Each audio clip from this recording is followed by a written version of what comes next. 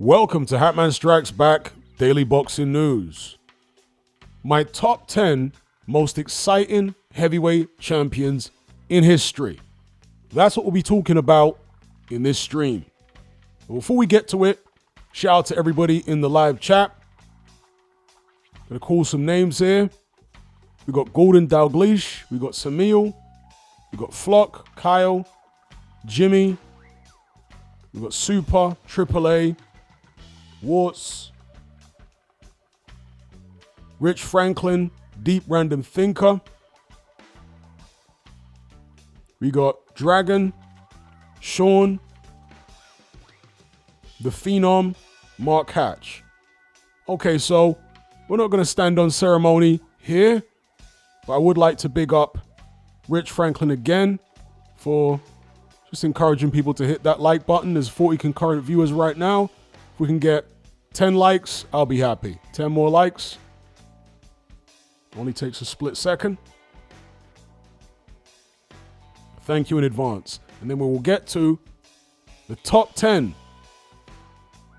most exciting heavyweight champions in history from my perspective. And I do have to say something to preface what I'm about to say in this stream before I get to the list. All right, so let's go. So the criteria here are obviously that the fighters have to be people that held the world title, okay, at heavyweight. So they have to have held the world title, and the fights that we're judging them on, as far as how exciting they are, have to be world heavyweight title fights. They didn't necessarily have to be champion when they were going into the fight. They could have been a challenger. But as long as they're world heavyweight title fights, that's what I am judging them on as far as how exciting they were.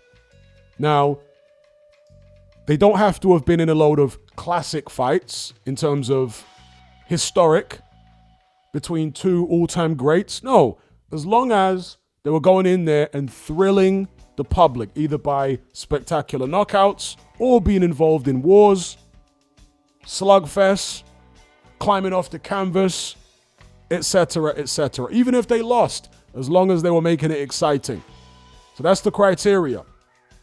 And I have to lay that out right away because there are going to be some people, without a shadow of a doubt, who disagree with my list, and that's okay. But I'm just saying the criteria I'm judging it by is what I've just laid out, okay?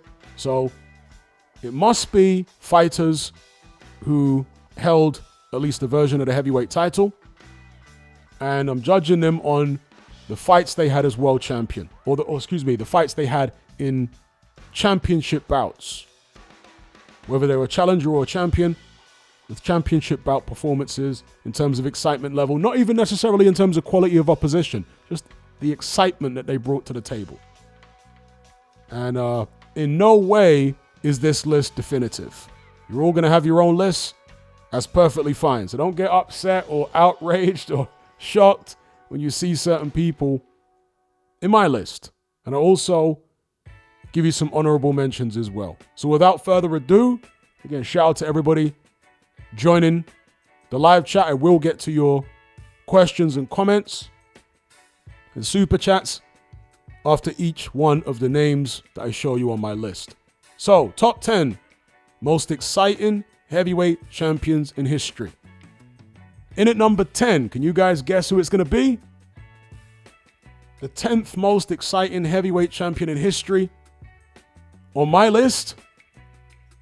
Let's see if anyone in the live chat can guess. See if anyone guesses it right. Somebody said Deontay. Any other guesses? Someone says Sonny Liston, Foreman, Evander, Herbie Hyde. We're talking about the number 10 now. So we're moving up all the way to number 1. Somebody says AJ. Any other guesses?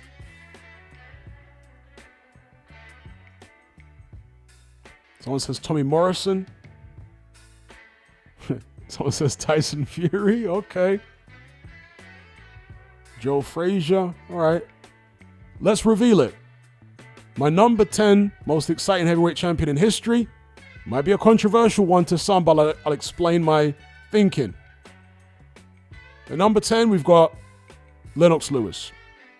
Now, why is Lennox Lewis in the top 10 of my most exciting heavyweights in history? Because during Lewis's time in the 1990s, he was accused by lots of the media, mostly in the United States, but even to some extent in the UK, of being very boring.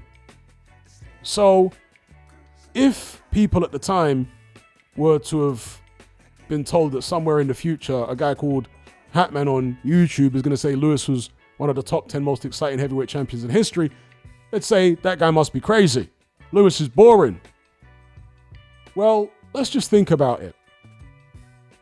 Lewis became heavyweight champion after Riddick Bowe beat Evander Holyfield and refused to defend his WBC belt. He was undisputed champion, but he refused to defend the WBC belt specifically against Lewis, who was his mandatory challenger.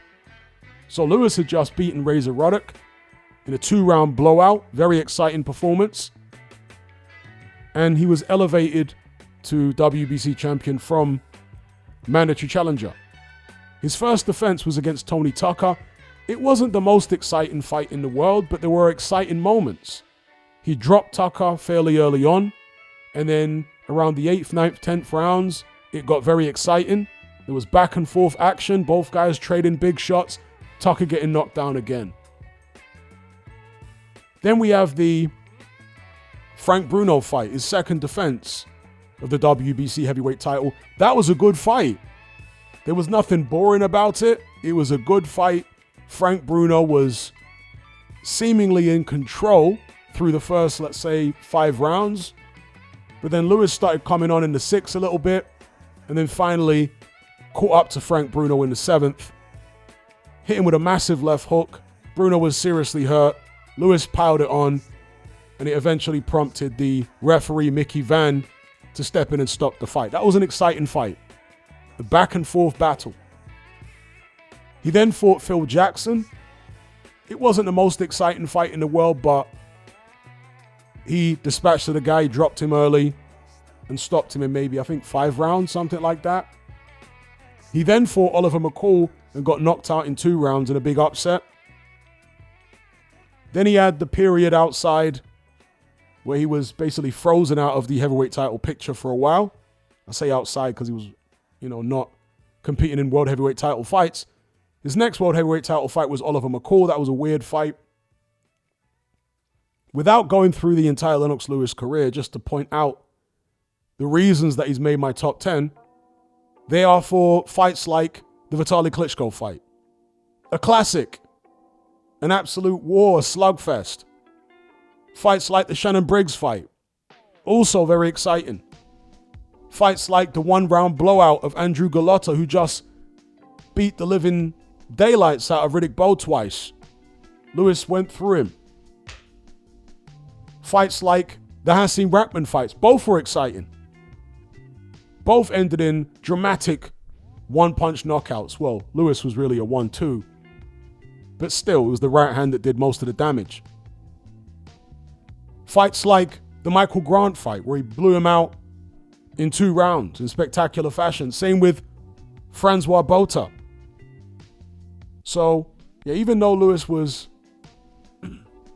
characterized at the time as being boring, he was boring by the standards of the 1990s. You have to understand that Mike Tyson, Riddick Bowe, and Evander Holyfield were his contemporaries. And they absolutely are in this top 10 as well. Just to give it away, obviously above Lennox Lewis.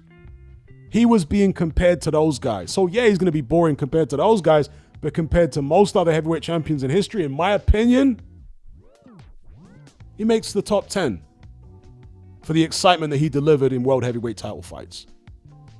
So that's the number 10, Lennox Lewis.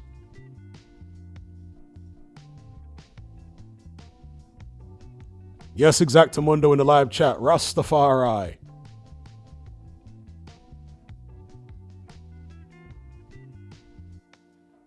So let's move on to the number 9. Number 9 in my top 10 most exciting heavyweight champions in history, Rocky Marciano.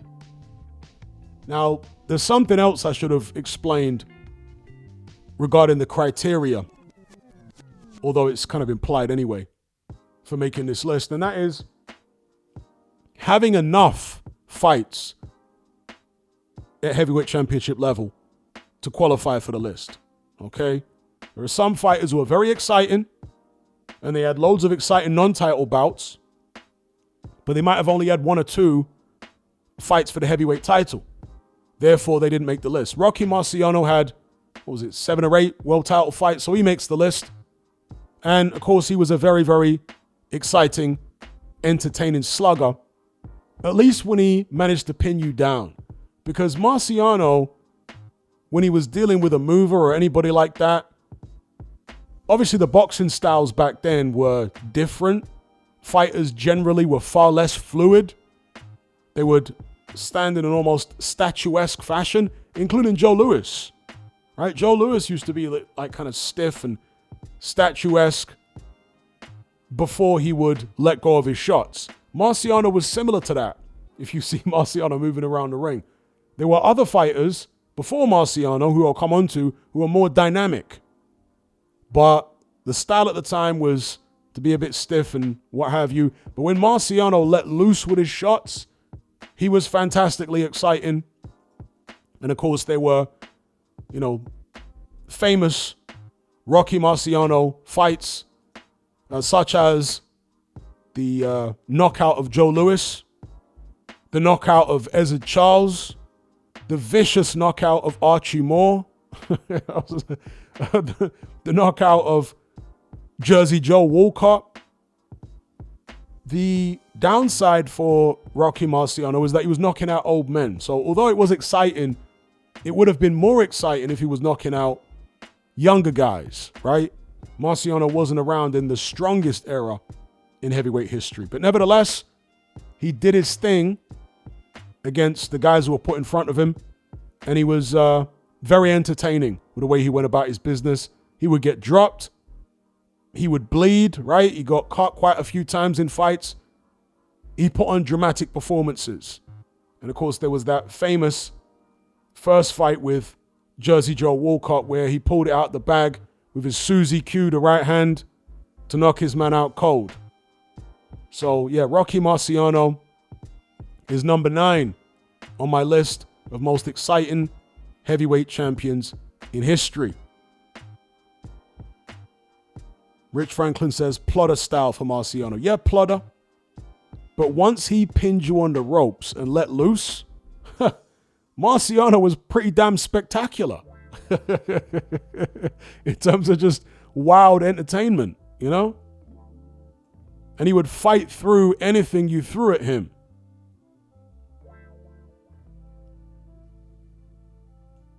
Again, this list is not regarding the best heavyweight champions in history, just the most exciting, the most entertaining.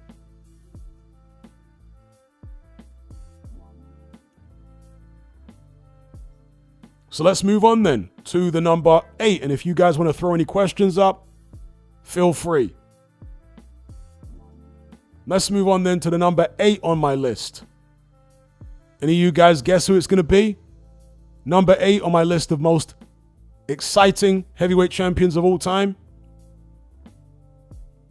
Big up Matt for the super chat. He says, do you think Rocky Marciano's resume is overrated?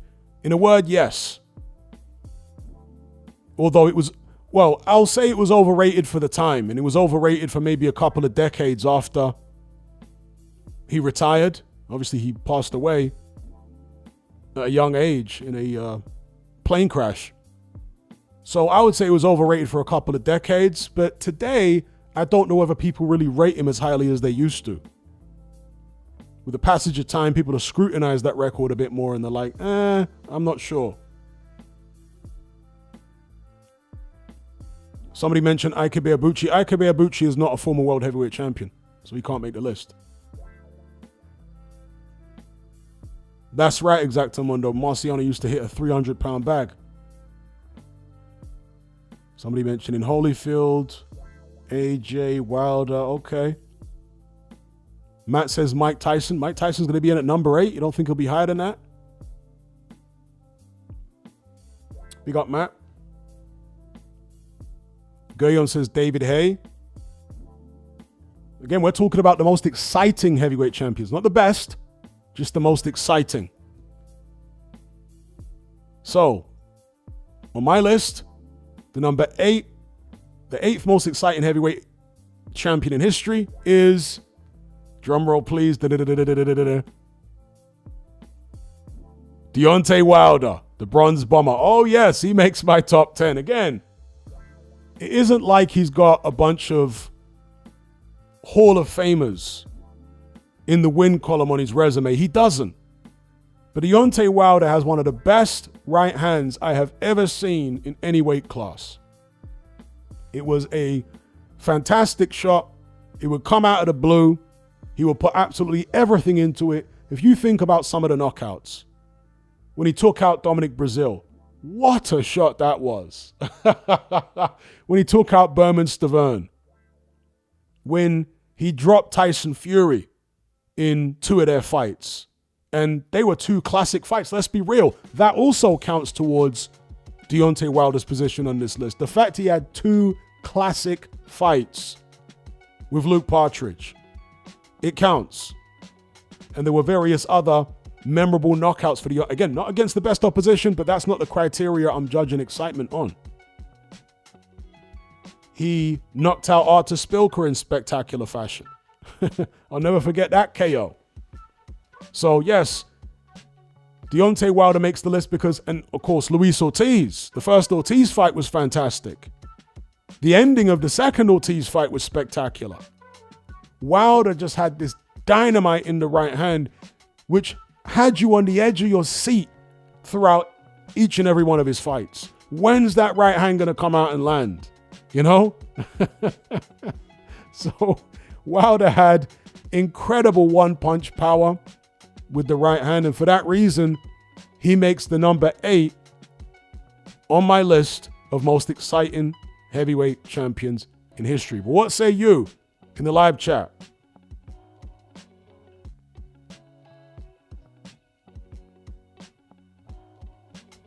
Shout out to Matt for the super chat. He says, Spivak apparently flatlined in the ring too. I guess you mean Spilker? Or is that a different fighter earlier on in Wilder's career? Because there was somebody, the former WBO champion, what was his name? Who Wilder hit and made him have a seizure?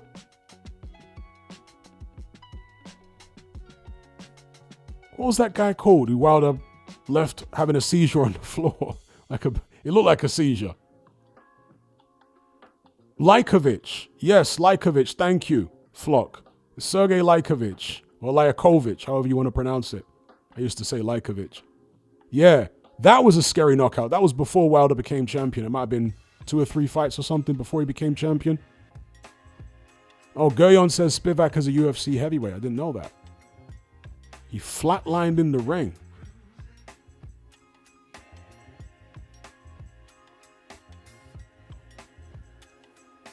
So yeah, Wilder makes my top 10 because of that spectacular right hand, exciting knockouts, and the viciousness of Deontay Wilder.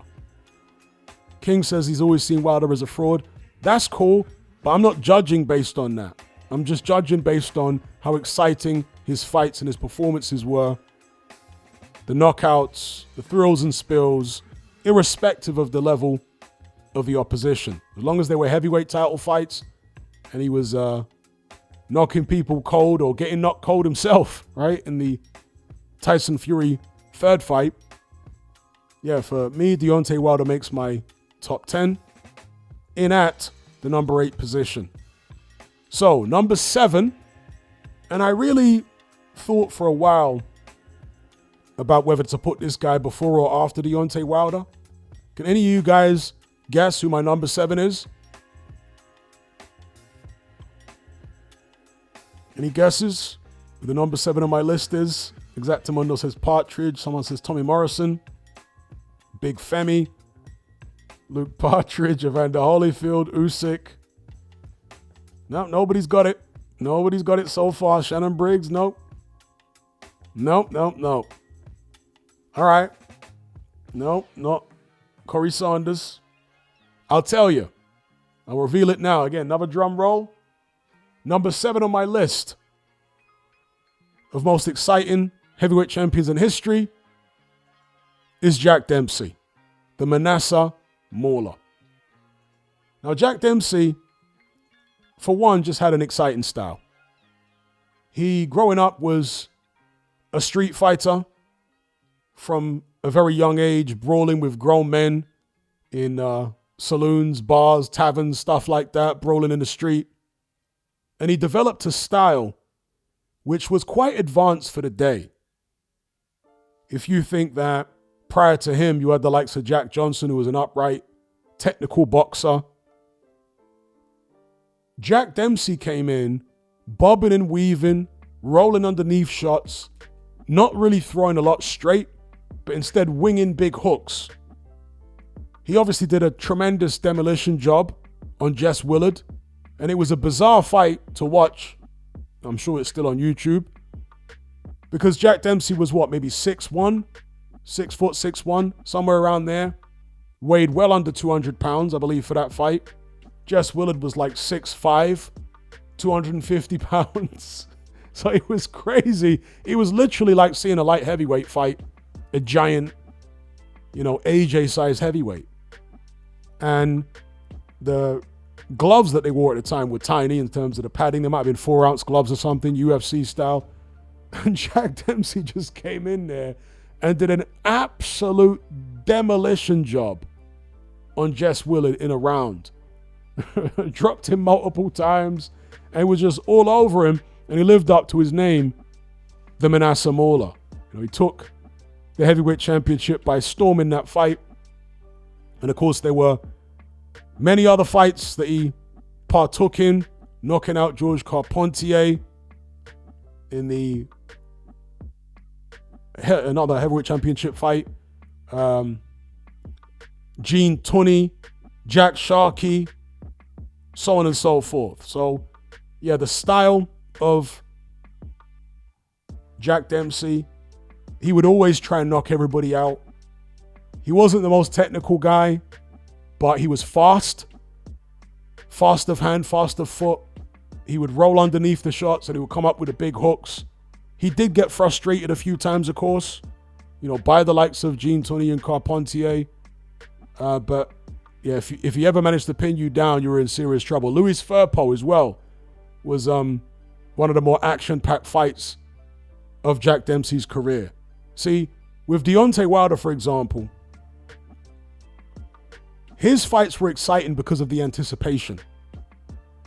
Whereas, because, there could be long periods in Wilder fights where nothing's really going on. But with Jack Dempsey, he was all action. Unless you were literally running around the ring, he's going to be putting hands on you. So for me, Jack Dempsey makes it in at number 7 of my most exciting heavyweight champions in history. Shout out to Supersized Fries for the super chat. He says Shannon Briggs is fighting the Pillsbury Doughboy, aka Chris Lovejoy, on December 4. I got that big pie going down in the first round. Wow, Briggs is coming back to the ring? How old is Shannon Briggs now? He must be in his 50s. He must be at least 48, 49. I want to guess he's 50. His beard is completely white now.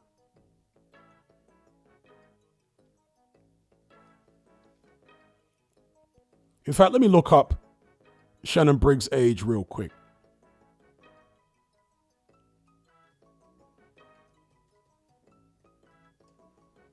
Let's go, champ. Shannon Briggs is 53. And he's coming back to boxing now to fight Chris Lovejoy. Okay. It's the champ. It's the champ. Champ. You know who that. Yeah, very funny character. Shout out to Supersized Fries. Will he beat Chris Lovejoy? I mean, I don't know. He's been out the ring a long time. Maybe he'll have too much. how can I describe it? Maybe he'll be able to intimidate Lovejoy. We'll see.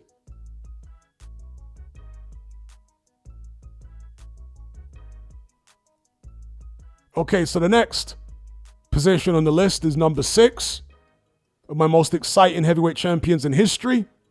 Anybody want to hazard a guess who I've got in at number 6? So to recap, in case anyone's just joining, my number 10 most exciting heavyweight champion in history was Lennox Lewis. Number 9, Marciano. Number 8, Deontay Wilder. Number 7, Jack Dempsey. We're now down to number 6. Who do you guys reckon I got in at number 6? Okay, a couple of guys have guessed it already. It is indeed Big Daddy Riddick Bowe. Now, Riddick Bowe didn't have a ton of world heavyweight title fights, but with the exception of, in fact, I can't even remember if this was a world heavyweight title fight. Let me just double check.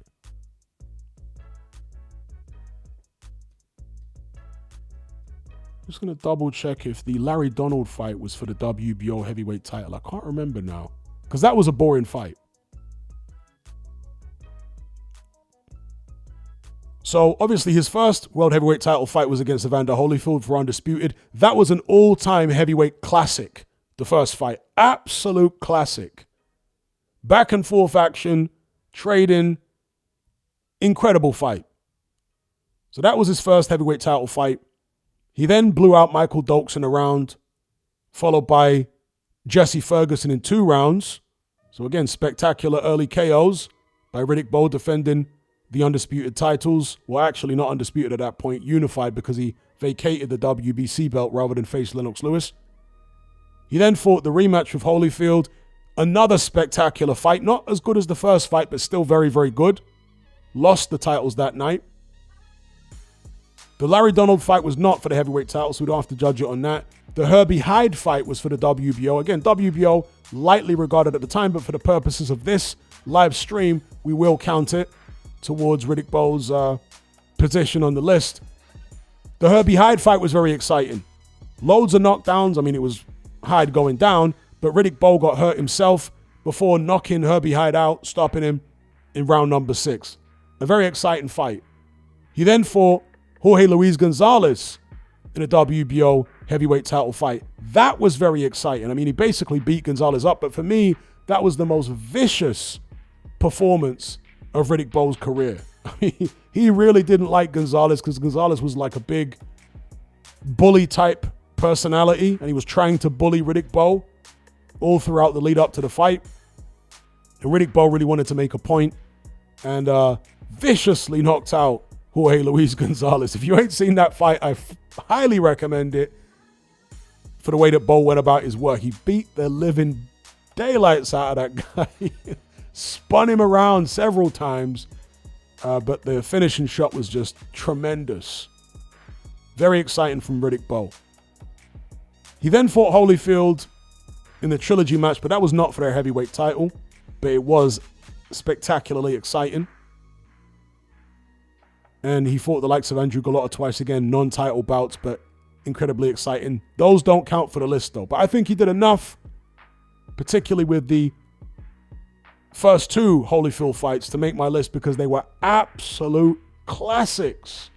And Bowe just had an exciting style in general. I never saw Riddick Bowe box. Bear in mind, the guy's 6'5". At the time, he was one of the tallest heavyweights around. He and Lewis were 6'5". Gonzalez was like 6'7". So these were tall heavyweights for the 90s. But you never saw Riddick Bowe try and box on the back foot. Ever. He was always on the front foot, hitting you with that big jab, taking it to you. Even if he was fighting a shorter guy, he didn't like to take a step back. He liked to dominate from the center of the ring if he could. So he had an exciting style. He was very good on the inside. He had a great jab. He didn't have the greatest defense, which added to his excitement, right? What made him exciting. So yeah, Riddick Bowe, for me personally, number 6 on my list of most exciting heavyweight champions in history. But what say you in the live chat? Big up Matt for the super chat. He says, how do you think Bowe versus Lewis would have went? Personally, I think Lennox Lewis would have won. And Eddie Futch blocked the fight. The reason that Riddick Bowe vacated the WBC belt rather than face Lennox Lewis, who was his mandatory challenger, is because Eddie Futch thought that Riddick Bowe wasn't ready. Riddick Bowe had nice inside skills, nice offensive skills all round. But defensively, he was poor. That's why he can barely string a sentence together today, despite the fact that he basically retired when he was like 28. Lewis fought on for much longer than that, but you don't see Lewis punch drunk like Riddick Bowe. Riddick Bowe had no defense, bro. But that's part of what made him exciting. He was easy to hit. And I just think that a guy who's that easy to hit, as offensively blessed as he was, going up against a more technical fighter and a sharp shooter like Lennox Lewis, I think it would have been curtains for Riddick Bowe personally. Obviously, Lewis beat him in the Olympics, but that's amateur boxing. The fight was stopped at a point where it wouldn't have been stopped in the pros. Do you know what I mean? Because in amateur boxing, they tend to jump in early rather than late. But Riddick Bowe, and this is a point I always like to make about him, fought very few punches in his career. Think about the punches that Lennox Lewis fought. Lennox Lewis fought, even before he became champion, Gary Mason, who was a big puncher, Mike Weaver, who was a big puncher, Razor Ruddock, who was a huge puncher, Frank Bruno, who was a big puncher, later on Vitaly Klitschko, Shannon Briggs, David Tua, Tommy Morrison. Lewis fought loads of massive punchers. Name me the massive punchers that Riddick Bowe fought. Basically nobody. Right? Holyfield, kind of average power. Not really a big puncher. Gallotta was a decent puncher, but not on the level of some of the guys that Lewis fought. And Lewis obviously fought Gallotta as well. And Gallotta hurt Riddick Bowe, dropped him, beat the living daylights out of him. So I bring that up to say that I don't think Riddick Bowe's chin was as good as some people think it was, because he wasn't fighting all the punches that Lewis was fighting. You know what I mean? So, yeah, I reckon Lewis would have done him in the pro game as well, just because of the defense of Bowe was very leaky. And I'm not sure about that chin. Not that Riddick Bowe had a weak chin, but when your defense is that leaky and you've got maybe a slightly above average chin and you're getting hit by a sharp shooter like Lennox Lewis, who is very physically strong and very technical, yeah, I reckon it would have gone Lewis's way personally. Shout out to Chili Beef for the super chat. He says, yes, Hatman, can't stay online. I just wanted to drop a like and match my monthly Patreon pledge. By the way, I'm in Japan next week hunting retro games. Big up Chili Beef, much appreciated, my bro.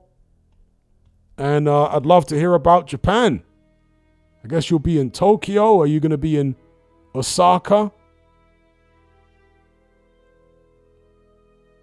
I would like to visit Japan one day myself, to be fair.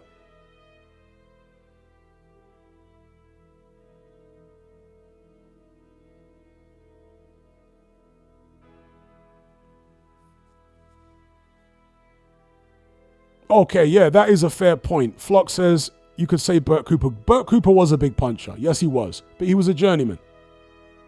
And so Burt Cooper never hit Riddick Bowe with anything big to test that chin. But yes, Burt Cooper was a journeyman, but he definitely was a big puncher.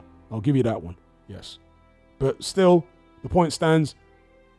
Lennox Lewis fought loads of big punches. All the way through his career, Riddick Bowe fought barely any. Especially at world heavyweight title level.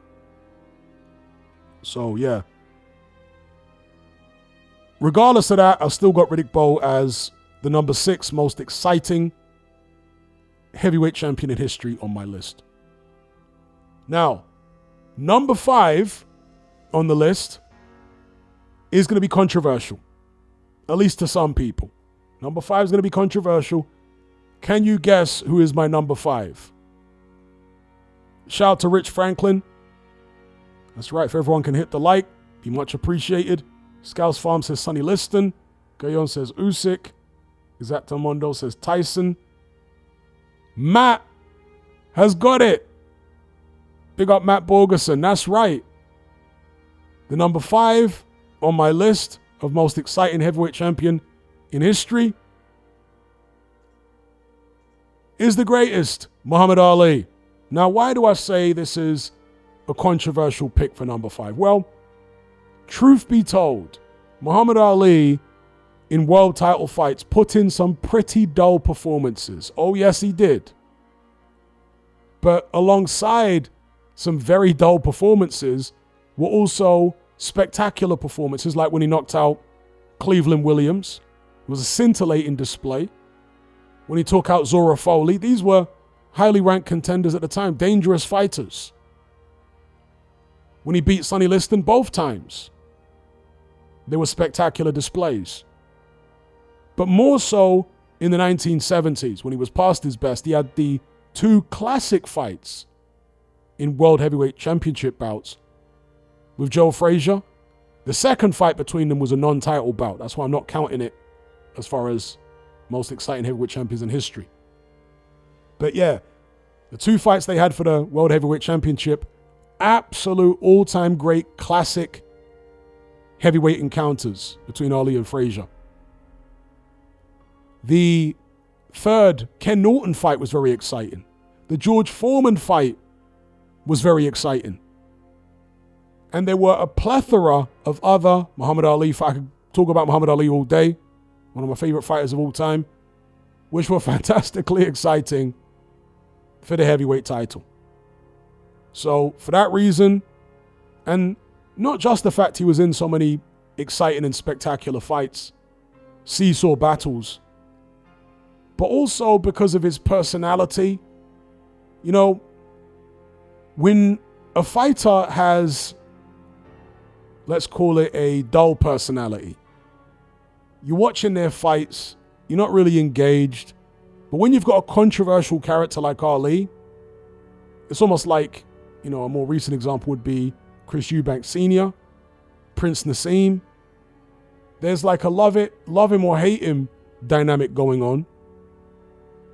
People feel strongly, people feel passionately one way or the other. Either you desperately want to see him win or you desperately want to see him lose. He was a polarizing figure for much of his career. When you add that into the mix, as well as, like I say, very exciting fights, classic fights, dramatic victories, you know, particularly the first victory over Sonny Liston, the victory over George Foreman, Rumble in the Jungle. You know what I mean? Crazy. So, yeah, for those reasons, despite having other fights which were very dull, I've got Muhammad Ali at number 5 on my list of most exciting heavyweight champions in history.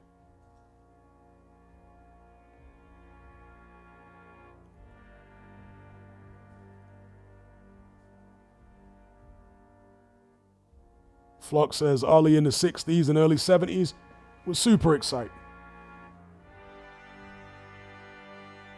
Indeed, iconic fights for Ali. Iconic fights. Not just iconic because of how good he was and how good the opponents were, but because of how the fights played out. You know? Rather than an iconic matchup, as you say, iconic fights. They played out to live in our memories for decades and decades to come. Matt Borgerson says, I'm surprised Fury isn't there with Usyk and Wilder fight. We shall see. I'm going to continue on with the rest of the list. Shout out to Matt for the super chat. So, moving up the list to number 4. Can anybody guess who's in at number 4 on my list?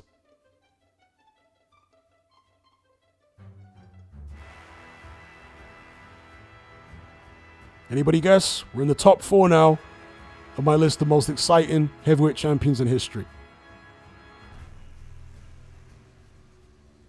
Someone saying Liston again, Joshua, Holyfield, Partridge.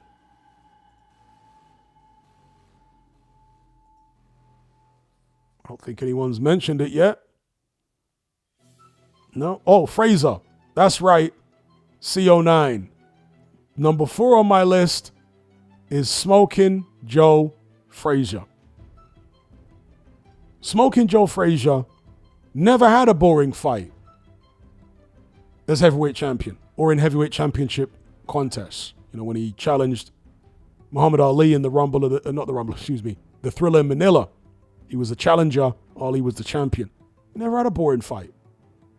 He had a spectacular, in terms of excitement, run as heavyweight champion Joe Frazier. So, we'll just go through his championship run for you right now. So, he became heavyweight champion, beating Jimmy Ellis.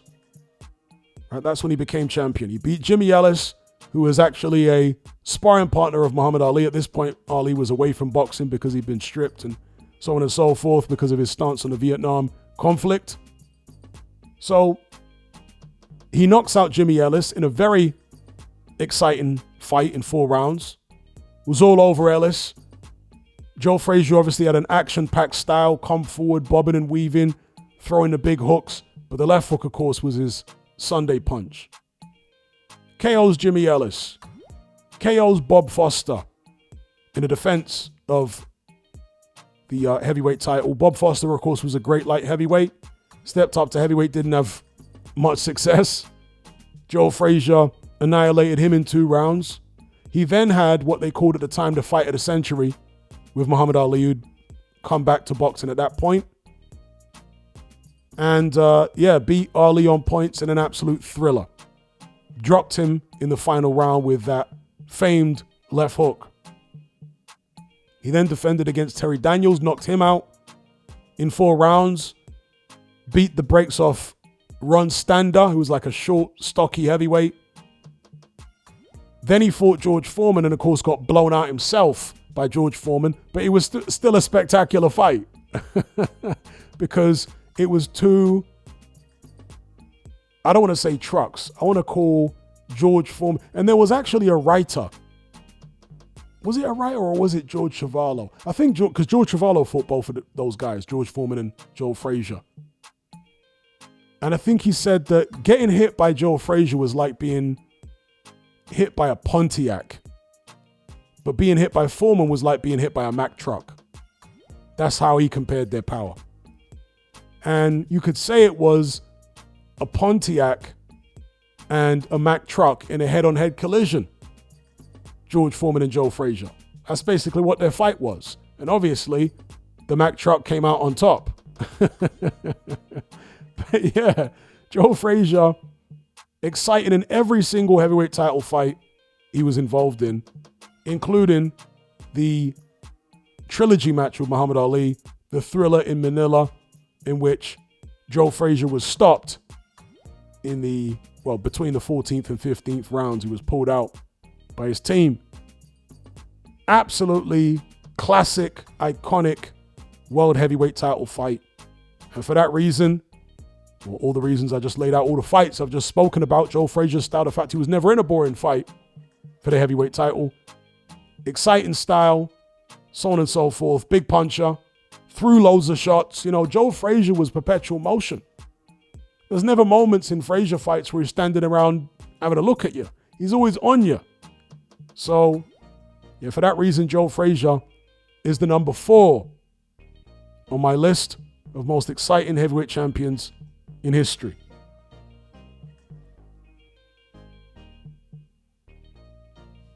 What do you guys think?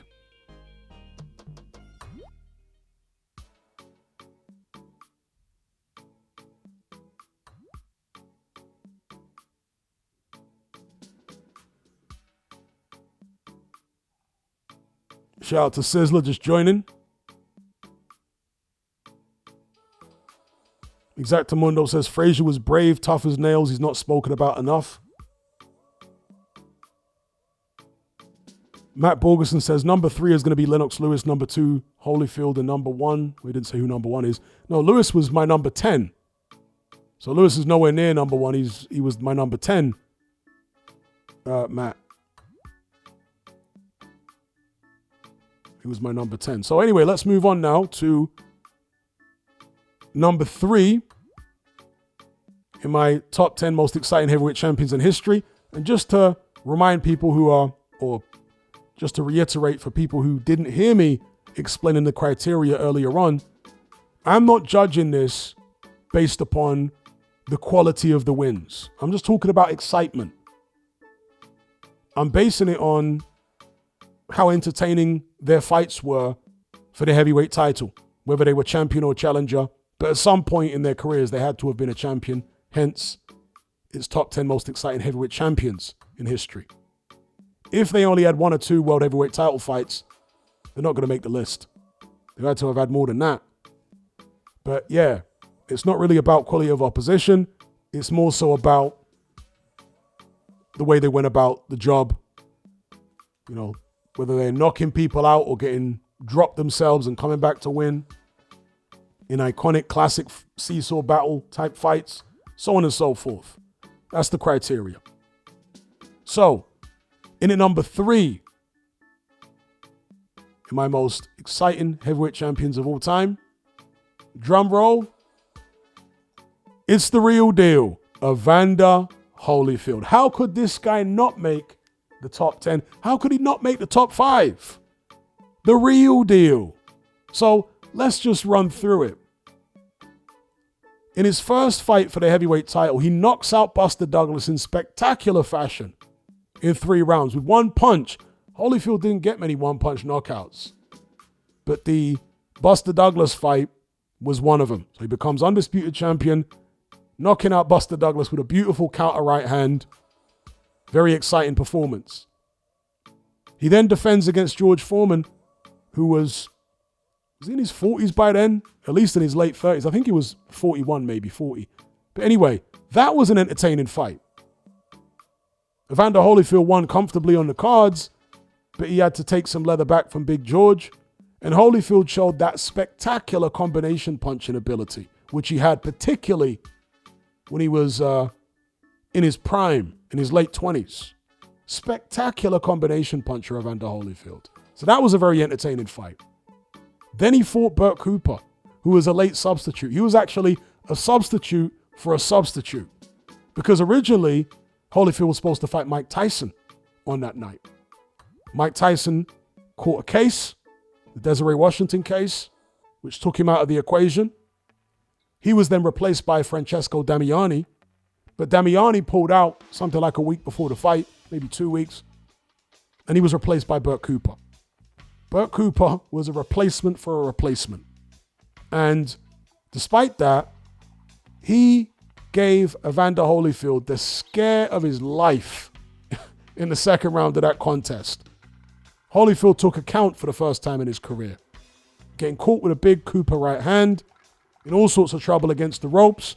The ropes held him up, so the referee stepped in, gave him a count, and it was an absolutely torrid round. I mean, he actually dropped Burt Cooper in the first round with a body shot. In the second round, Cooper drops him, and they go back and forth in an absolute war. And for the remainder of that bout, it was spectacular. Honestly, that is one of the most underrated fights. The reason it's underrated is because Cooper was just a journeyman, basically. I mean, he was a contender at one point at cruiserweight, and he was actually mandatory for one of Holyfield's belts, but Holyfield had to move up. He couldn't make the cruiserweight limit anymore. But when they did fight at heavyweight, with Burt Cooper being, as I say, a substitute, late replacement, it was absolute fireworks. I'm telling you, go and watch that Holyfield-Burt Cooper fight. What a spectacular fight. And again, Holyfield demonstrated his powers of recovery, which he became famous for, you know, being able to get hurt, but then come back real quick. He was known for that, Holyfield. And his combination punching ability, again, in the Burt Cooper fight was just phenomenal. The way he put his shots together, uppercuts, hooks, body shots, jabs, straight shots. Every punch in the arsenal, Prime Holyfield demonstrated it in that fight. So yeah, incredibly exciting. He then fought Larry Holmes. That wasn't a particularly exciting fight. Holmes kind of old-manned him. although Holyfield still had enough work rate to get the job done. He then fought Riddick Bowe in the first fight. We've already spoken about that. An all-time heavyweight classic. And again, in that fight, he demonstrated his ability to recuperate, because in that 10th round, one of the greatest rounds in heavyweight championship history, Holyfield was in all sorts of trouble, and then he rallied back to knock Riddick Bowe's gum shield out of his mouth towards the back end of the round. So, yeah, incredible fight. He obviously lost that fight for a non-title bout, obviously, against Alex Stewart, which was a rematch. Comes back, rematches Riddick Bowe in another classic. Then he fights Michael Moorer in a fight which wasn't a classic. Then he's, outside of the title picture for a couple of years. He's had some health issues during this period. He gets stopped by Riddick Bowe during this period in the trilogy match, again, non-title bout. In fact, was it a non-title bout or was it for the WBO? I want to say it was a non-title bout. I think I've already covered that. But anyway, he then challenges Mike Tyson after beating Bobby Ches, people like Ray Mercer, Bobby Ches, in non-title bouts. He then challenges Mike Tyson, who's recaptured the heavyweight, or some of the heavyweight belts. He's not undisputed champion. He's unified champion. He then fights Mike Tyson, and Holyfield was a sacrificial lamb. That's the way Don King, Mike Tyson's promoter, saw it.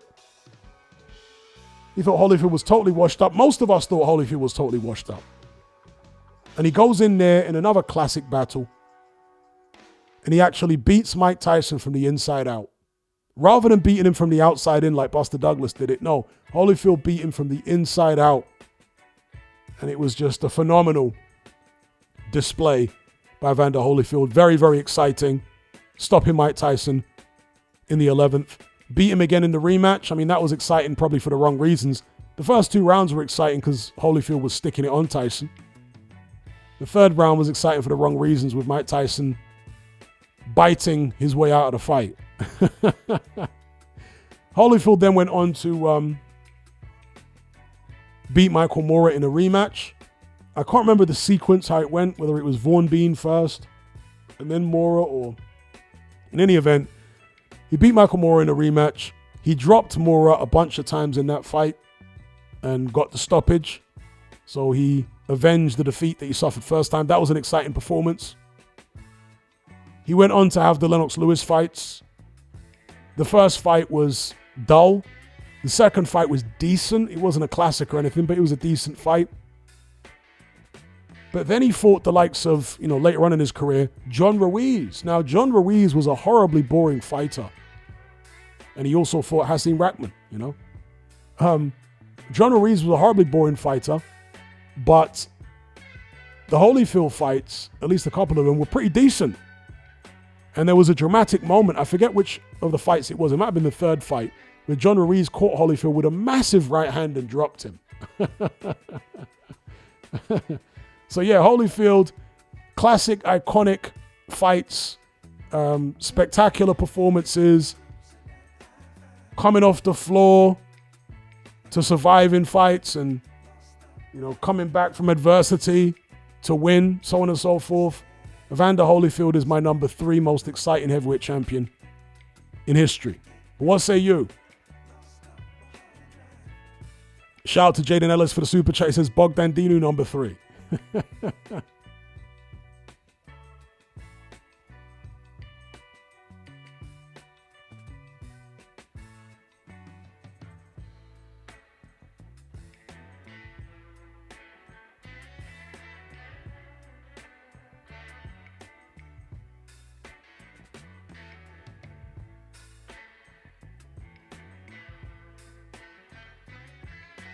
JR says, can't argue with Holyfield being up there.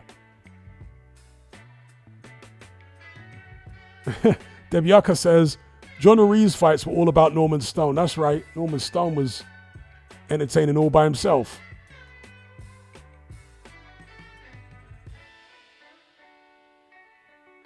All right, so number 2 on the list. You guys already called it. Big George Foreman. Oh, yes. The number 2 most exciting heavyweight champion in history from my perspective.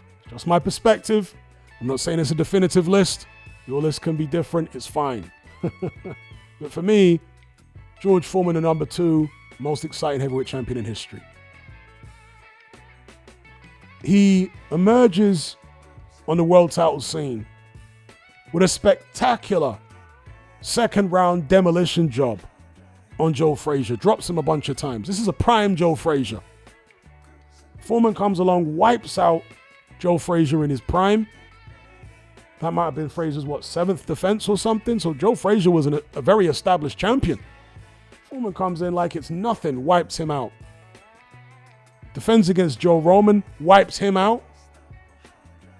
Defends against Ken Norton, wipes him out. I mean, these are just incredibly exciting performances because of the way he's just setting about the opponents, just blasting everybody out of there. He had a menacing aura, an all-action style, 100% into every punch, at least when he was a young guy, for the most part. Not so much in the Ali fight. Ali old manned him. But like I say, then he fought Ali in what was a very, very entertaining contest. The Rumble in the Jungle. Ali old manned him. Foreman punched himself out. But he was still a participant in one of the great title fights in heavyweight history. So absolutely spectacular. Great style in terms of being fan-friendly. And then, of course, I've already mentioned the Holyfield fight, which was when he was an old man at that stage. That was a very exciting fight. The Michael Moorer fight, it wasn't exciting for the most part. Well, actually, rewind. Tommy Morrison was a WBO heavyweight title fight. He got outpointed in that. The Michael Moorer fight was decent, but it was an exciting and spectacular and historic finish. You know, the way he pulled it out of the bag in that fight was crazy. I'll never forget Jim Lampley. It happened! It happened! That was Jim Lampley's reaction to George Foreman knocking out Michael Moorer. And then he went on as quote-unquote lineal champion to have a bunch of other fights past that, which, you know, were mostly joke fights, truth be told. But he did enough in other heavyweight title fights, in my opinion, in my view, just from my perspective, to be the number 2. I just love the way George Foreman went about his work. And unlike some other heavyweight champions who were somewhat slow, I never found George Foreman boring to watch. Because, I'll just reveal it now, I'm sure you guys can guess, Joe Louis, who's the longest reigning heavyweight champion in history, he don't make the list for me. He don't make my list. He had loads of knockouts, but he was, I don't know, I just wasn't in love with Joe Louis's style. Just wasn't in love with it. It was stiff, slow. He was very, you know, neat and tidy in the way that he threw his shots, but I don't know. Just didn't particularly, wasn't engaged by that style. Whereas George Foreman's style, you could see the intensity in his punches. Especially in his prime, he wore an angry look on his face. The big bad George Foreman, yeah, he was like Sonny Liston incarnate. He came in with throwing big hooks and uppercuts, and he's going to knock you into a different universe, as he did to poor Kenny Norton. The Kenny Norton knockout was brutal. So yeah, for those reasons, Big George Foreman is number 2 on my list of most exciting heavyweight champions in history. And number 1, you guys all know who number 1 is going to be. I haven't mentioned him, and he definitely has to be in the top 10. You all know, unanimously, you all know who my number 1 most exciting heavyweight champion in history is. Let's see. You guys hit it up in the live chat. You all know who it is. Shout out to Jaden Ellis again. Said Bogdan Dinu, number 3. There you go. Some people are on a wind up, but others are like, yep. Yeah, many people have called it already. It has to be. It has to be, bro. It has to be. It has to be. The number one most exciting heavyweight champion in history, from my perspective, is none other than Iron Mike Tyson. Iron Mike Tyson. This guy in world heavyweight title fights, and he had 16 of them, was only ever in one dull fight. One. In 16 world heavyweight title fights, only one of them was dull. The rest of them were tremendously exciting. Knocking out Trevor Berbick in 2 rounds. Mike Tyson was exciting because not only was he a pressure fighter, not only was he hyper aggressive, but he had unusual hand speed and foot speed. And also another thing that made him exciting is the fact he was a great counterpuncher on the front foot. So oftentimes you wouldn't see where the shot would come from. The shot seemed to come out of nowhere because he'd make an opponent miss and then he'd duck down and then leap up with an incredibly fast punch and drop the guy on the canvas or hurt him and then follow up with a ridiculously fast combination of shots. He was vicious. He was brutal. He was obviously a prodigy. And he had the most exciting style I've ever seen. Maybe in any weight class, but certainly for a heavyweight, he had the most exciting style I've ever seen. Blasted out Berbick in 2 rounds. Okay, then there was the Bone Crusher Smith fight, which was a soporific affair. But after that, he took out Pinkland Thomas, former heavyweight champion. Tell a lie. Let's say there were 2. Well, the Bone Crusher Smith fight was boring. The Tony Tucker fight wasn't necessarily boring, but it was okay. Anyway, he bombed out Pinkland Thomas in spectacular fashion, became undisputed, beating Tucker, destroyed Tyrell Biggs in 7 rounds in a great performance, knocked out Larry Holmes, spectacular finish, knocked him out cold. The only time Larry Holmes was ever knocked out in his professional career.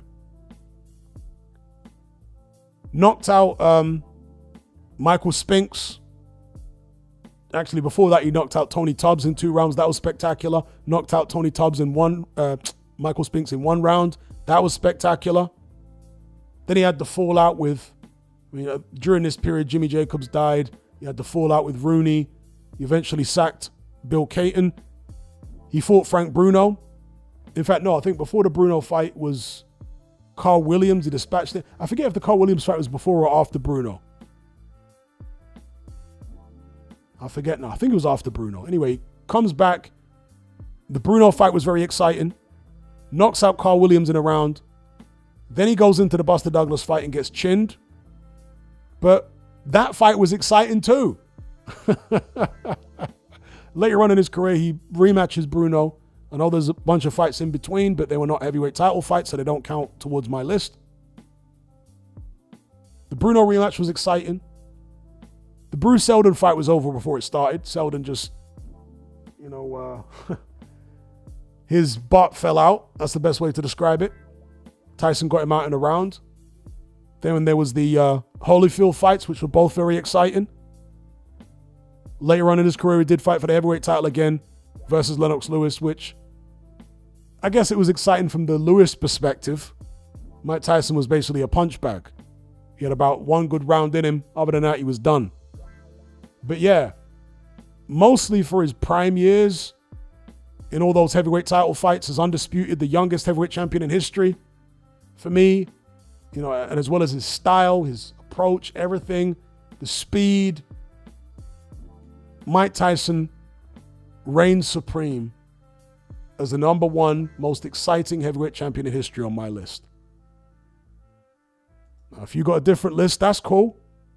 But I'd like to hear why Mike Tyson isn't the number 1 most exciting heavyweight champion in history on other people's lists.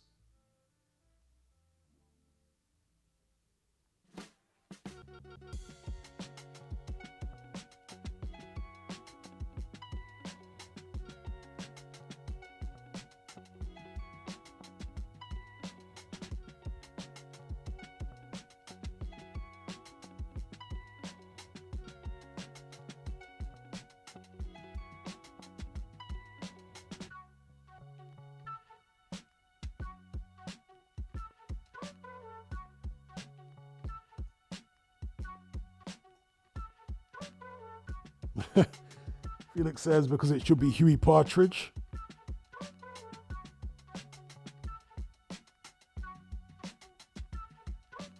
Mac B agrees. I'm going to come on to some honorable mentions in a moment because there are some honorable mentions. Nobody really disputing Mike Tyson being number one. Has to be the number one.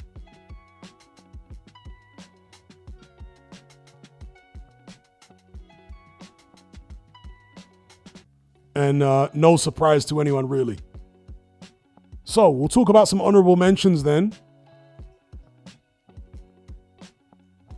The first honorable mention is Anthony Joshua. So he didn't make the top 10, but he's an honorable mention. He certainly isn't one of the greatest heavyweight champions in history, but he had quite a few world title fights. And for the most part, they were entertaining. The only one that wasn't was, well, there were two that weren't. Joseph Parker and Andy Ruiz. They were not entertaining heavyweight title fights. But other than that, his fights were all at least decent. You know, a decent watch, if not a spectacular watch. Obviously, the Klitschko fight was spectacular. The Povetkin fight was pretty good. The first Ruiz fight was very entertaining. Both guys on the floor. In fact, both Usyk fights were decent. Neither one of them was a boring fight. Both were decent. Obviously, knocking out Charles Martin in 2 rounds was spectacular.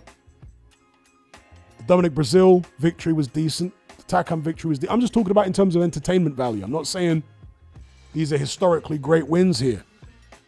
Even the Kubrat Pulev fight was pretty entertaining. So AJ's an honorable mention. He doesn't make my top 10, but he's an honorable mention. A good combination puncher, Anthony Joshua. Vulnerable, which is part of what made him exciting. A big puncher with both hands. Good punch variety, straight shots, uppercuts, hooks. So on and so forth. Another honorable mention would be Alexander Usyk. Why Usyk? Well, the 2 Dubois fights were very entertaining as far as I'm concerned. The first Fury fight was very entertaining. The 2 Anthony Joshua fights were decent. So Usyk don't make my top 10, but he's an honorable mention for one of the more exciting heavyweight champions in history. And it's kind of funny because people assumed almost when he moved up to heavyweight that he weren't going to be exciting because he's small. People were saying he couldn't punch, so on and so forth. But the fight he had with Luke Partridge, that's going to go down as one of the greatest heavyweight championship fights of all time.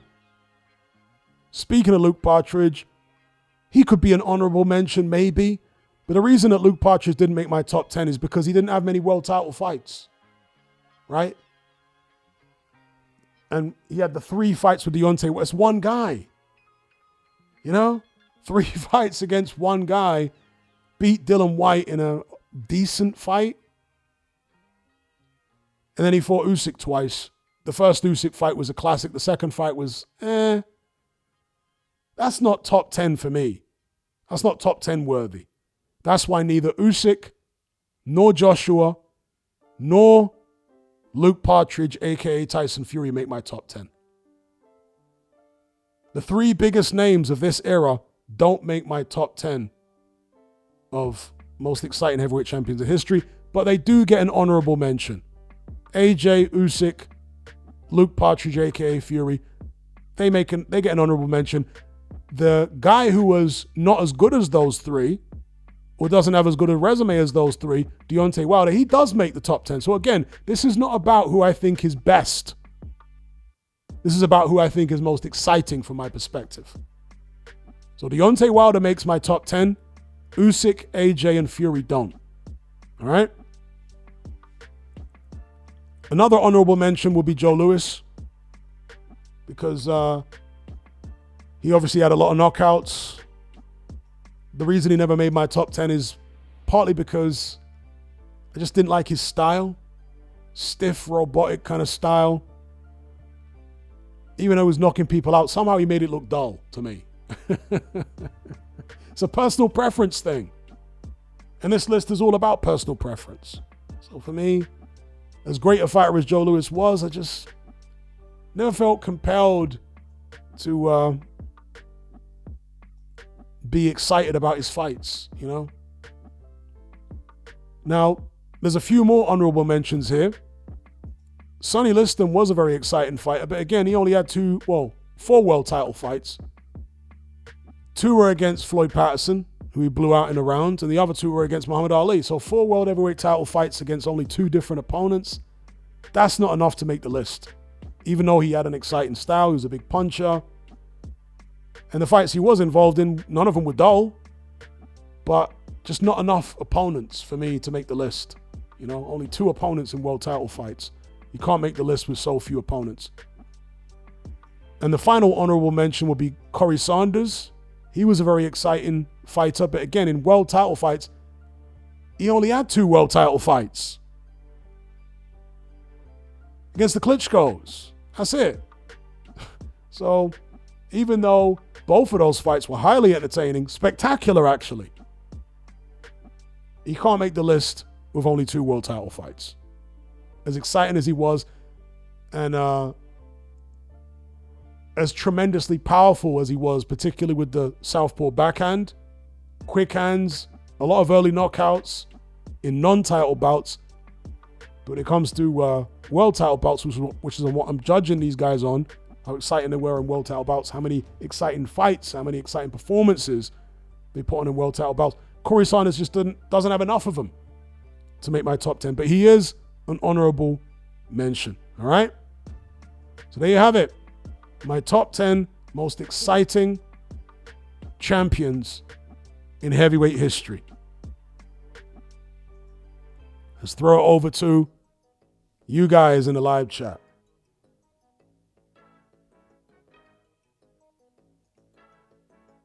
Now, there was a name there that a couple of people mentioned, Tommy Morrison. Yeah, Tommy Morrison could have been an honorable mention. But I'm trying to think. Let me have a look at his book. I'm trying to think which of the exciting fights he had were actually for that WBO title of his, which was lightly regarded at the time. But for the purposes of this list, we can count WBO. How many of them were actually for the WBO title, though? Let me have a look. The George Foreman fight was, and that wasn't a particularly good fight. It was okay. Let's have a look here.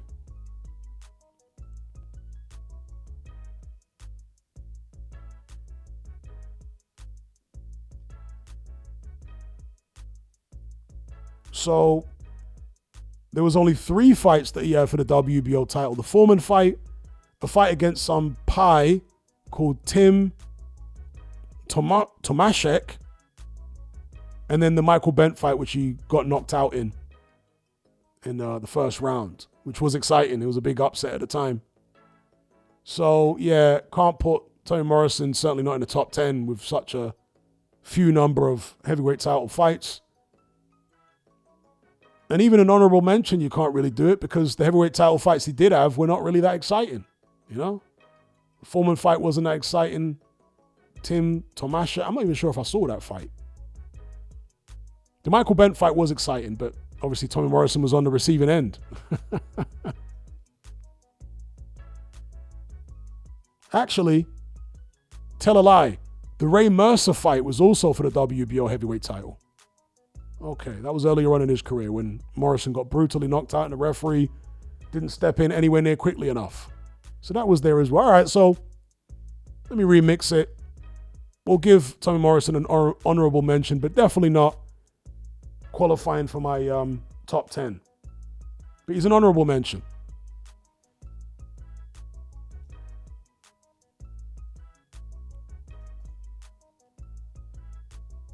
Somebody says David Tua was never a world heavyweight champion, so we can't make the list. It has to be somebody that once held a version of the heavyweight title, so David Tua can't make the list.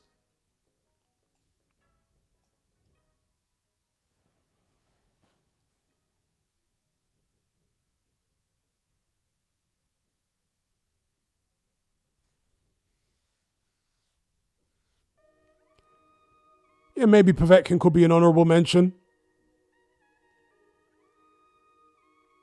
David Haye, maybe. I mean, but again, David Haye, he had, 3 world heavyweight title fights. The Valuev fight was terribly boring. The Klitschko fight was pretty boring. It was only the Ruiz fight that was entertaining. So I don't think David Haye even is an honorable mention, to be fair. He was far more exciting in non-title bouts and at cruiserweight. Oh yeah, I forgot about the Audie Harrison fight. Yeah, oh my gosh. I forgot about that. So that was 4 world heavyweight title fights he had then. Yeah. God, I forgot that Audley was a world heavyweight title defense. Dear, oh dear. Oh, Warren Williams is answering the guy above him. Excuse me.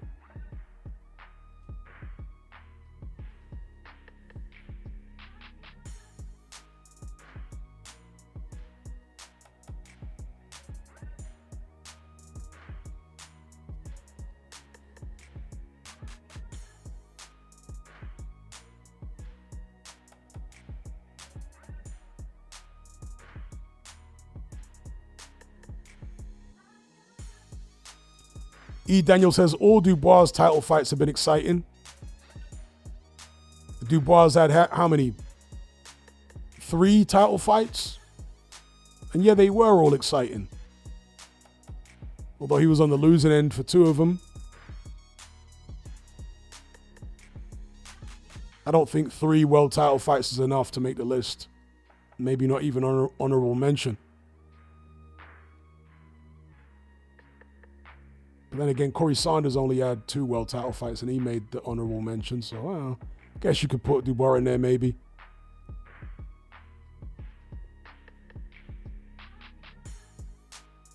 Mark Hatch says Dubois is more exciting than AJ in my opinion. But again, part of my criteria is how many exciting fights you had for the heavyweight title. AJ had how many world title fights? Like 10 or 11? Dubois only had 3. So that's why I put AJ in the honorable mention and not Dubois, because Dubois just hasn't had enough fights for the world title. And AJ didn't make my top 10 most exciting heavyweight champions in history. He was an honorable mention along with Luke Partridge and Alexander Usyk. Samil says, Usyk isn't really exciting. He ain't boring either. Yeah, he's not like thrilling to watch, but he's decent. You don't watch many Usyk fights and get bored. They're always interesting. Do you know what I mean? Because he throws a lot of punches. He's got more power than people give him credit for. He presses the action. So I reckon he's an honorable mention.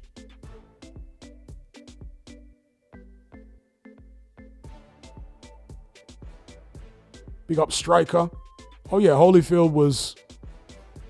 Did I put him number 3? I think I put him number 3 on the list.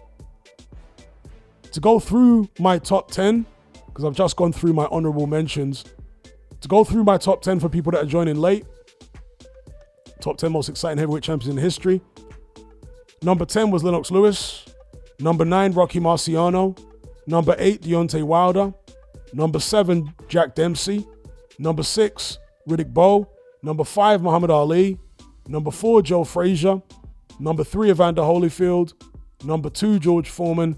And number 1, of course, Mike Tyson. The honorable mentions were Anthony Joshua, Alexander Usyk, and Tyson Fury. I don't have Fury's box rec up here, but he's an honorable mention. Joe Louis, Sonny Liston, Corey Sanders, and I might even throw the likes of Daniel Dubois in there. And there was somebody else. Would Morrison get in there? Probably not Morrison, but Daniel Dubois. They are the honorable mentions.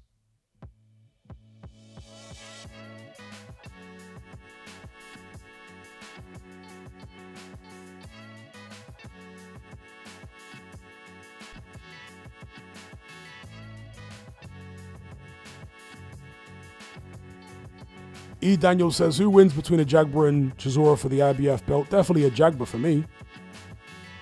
Definitely a Jaguar. Malik says, why not David Tua? David Tua was never a heavyweight champion. This is the most exciting heavyweight champions in history. Tua was never a champion.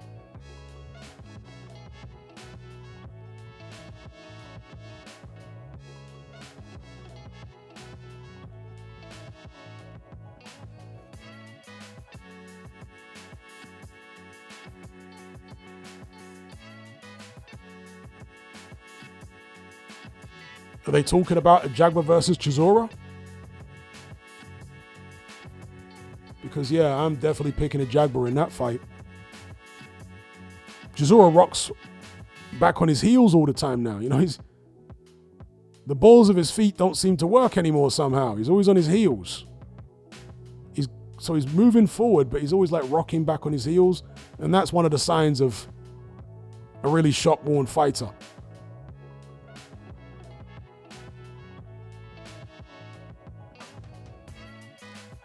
Okay, somebody says, Turkey apparently wants Opataya versus Chisora.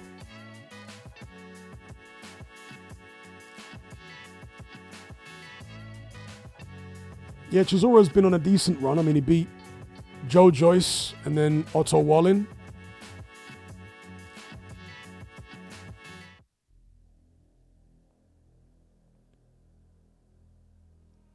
Ed says Wilder wasn't exciting because his knockouts, it's his, but anyway, his knockouts were against cab drivers, security bouncers. Well, for my list, I don't care about the quality of opposition. I just care about the nature of the fights and the nature of the victories. That's what I'm basing my list on. If you want to base your list on quality of opposition, that's all good. But the criteria of my list, the quality of opposition is not what I'm taking into account. It's more so the nature of the fights, the nature of the victories, or even losses in world heavyweight title fights. The nature of the performance.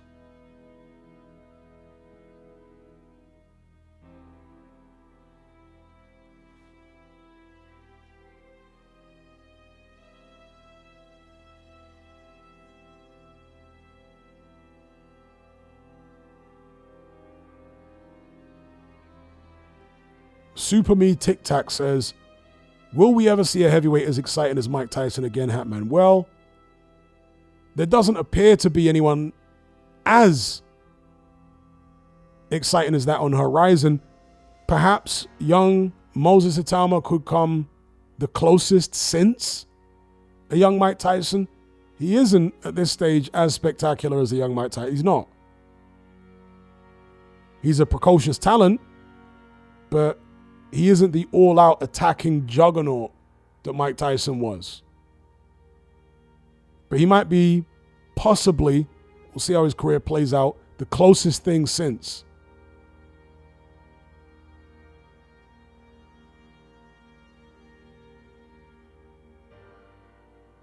Yeah, Holyfield made my top 10. He was in the top 4. I might put him at number 4 or something, number 3, 4.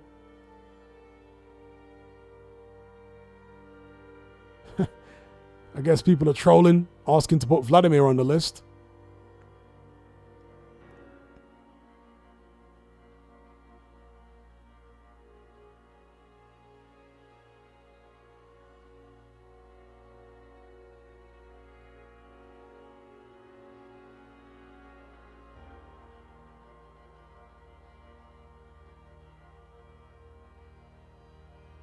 Yeah, and Circled says, out of the top 10 most boring heavyweight champions, 5 of them are Vlad.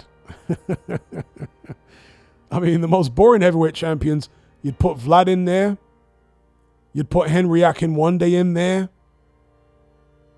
Who else would you put in the most boring? Jack Johnson, bro. Like, Jack Johnson was a great fighter, but have you ever watched him fight? Jack Johnson was boring as hell. So I'll put Jack Johnson in there. Parker. Yeah, Parker's got to be one of the most boring heavyweight champions in history. He actually has to be, yeah. Parker's got to be up there.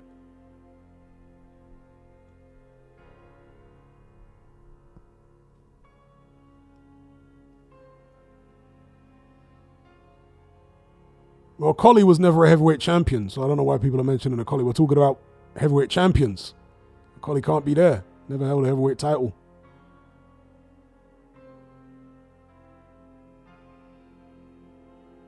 Yeah, Rocky Marciano's in my top 10, Brandy Buck, of most exciting heavyweight champions in history. He's in my top 10. Big up the real heel. Yeah, Ruiz was horribly boring most of the time because he used to maul. He was a mauler. And when I say mauler, he used to hold. See, Vladimir Klitschko used to hold center ring. Jab, jab, grab, jab, jab, grab. John Ruiz was a guy who would like smother you. He'd come forward and he'd smother you. And then he'd get off little shots on the inside. And then the referee would break, and then he'd come in and smother you, like lean on you and hit you with little shots. Horrible, horrible style, John Ruiz. Horrible to watch.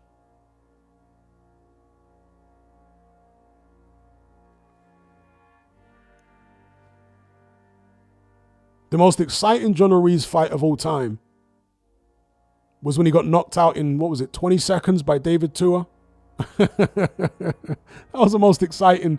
And that was a non-title bout, obviously. But that was the most exciting fight that John Ruiz ever had in his career. Getting knocked out in about 20 seconds by David Tua. Knocked out cold. That was a battle of the... was that a battle of the unbeaten? Was John Ruiz... I think John Ruiz might have had one loss on his record at that stage. Or maybe he was unbeaten, I forget. He either had one loss or he was unbeaten, but Tua was unbeaten at the time. There were two young heavyweights. And Tua just obliterated him.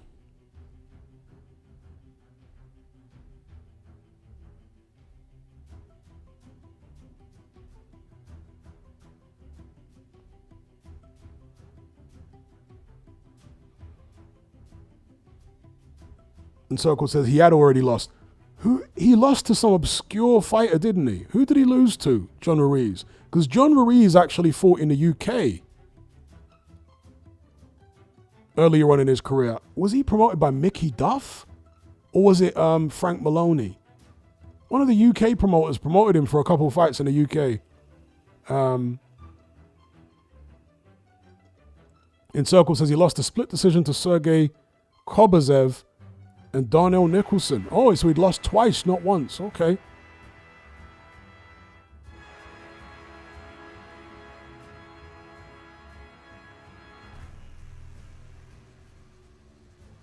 Bone Crusher Smith. Well, Bone Crusher Smith, I don't think, because the Mike Tyson fight was one of his few boring fights. He fought Tim Witherspoon in the rematch for the heavyweight title, and he took Witherspoon out in a round, although Witherspoon would later on claim that he was paid to take a dive by Don King.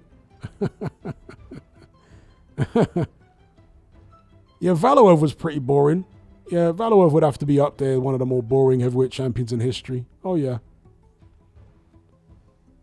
Big John Tate, maybe?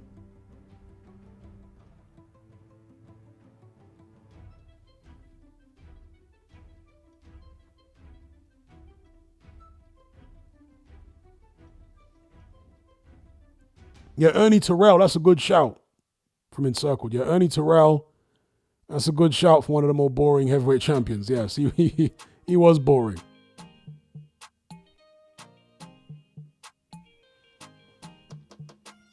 I don't think Charles Martin was boring. He was rubbish, but I wouldn't say boring. Charles Martin was actually quite a fun heavyweight.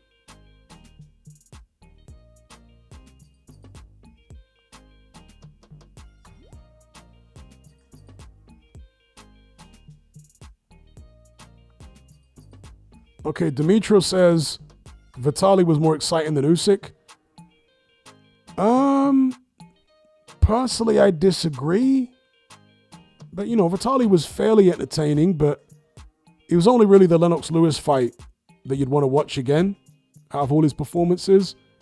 I personally find Usyk more entertaining than Vitali Klitschko.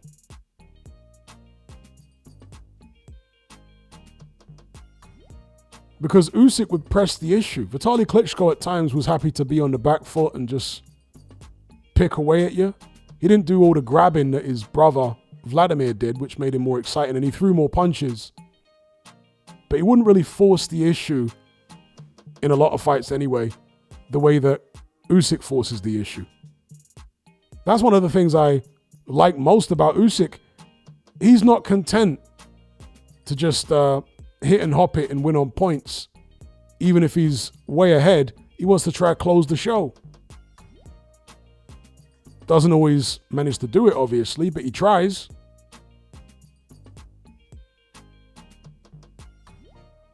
Iron says Adelai versus Anderson right now. That's a good fight, you know. Based on their most recent performances, that's a 50-50 for me. But I think that based on their best performances, I would go with Jared Anderson. But I reckon Adelai might have a bit of a better chin. I know Adelai has been stopped by Fabio Wardley and he was down against Hrgovic late. But I reckon his powers of recovery are a little better. But Anderson has got a much better gas tank than Adelai. Way, way better gas tank. Throws way more punches. So when Anderson's on it, when he's confident, I slightly favor him over David Adelai.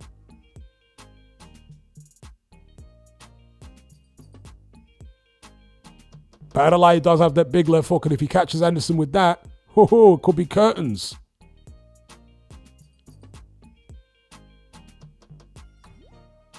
Yeah, I mentioned Akinwande earlier on, Super Me Tic Tac. That's right, he was definitely one of the most boring heavyweight champions.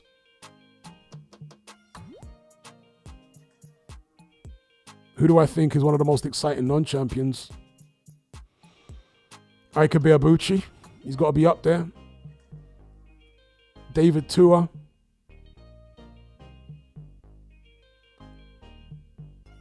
Who else will be there now? Jerry Quarry.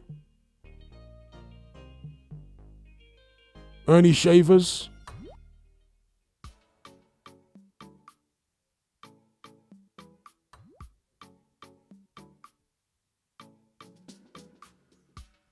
D-Man says surely Moses is almost there. He's been exciting up to this point, but he's only had 14 fights. Or 13 fights, excuse me.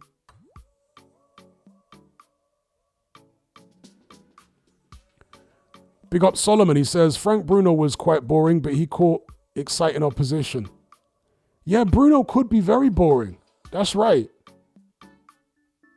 Whenever Bruno would win, he'd always, if the opposition was anywhere near decent, he'd win in a very kind of Klitschko-esque methodical fashion, which was antiseptic, you know? He was a very big puncher, Bruno, but he had this slow-paced, methodical way of winning fights.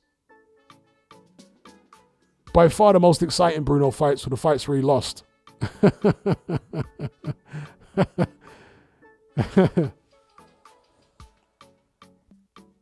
Yeah, Mercer was exciting. Mercer was WBO champion, although, you know, at the time, the WBO wasn't regarded as legit.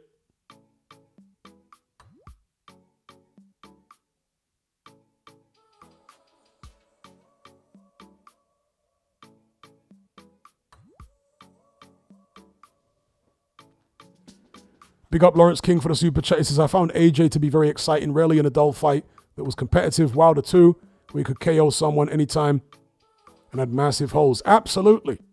That's why Deontay Wilder has made my top 10 most exciting heavyweight champions in history. AJ didn't make my top 10, but he made my honorable mentions list.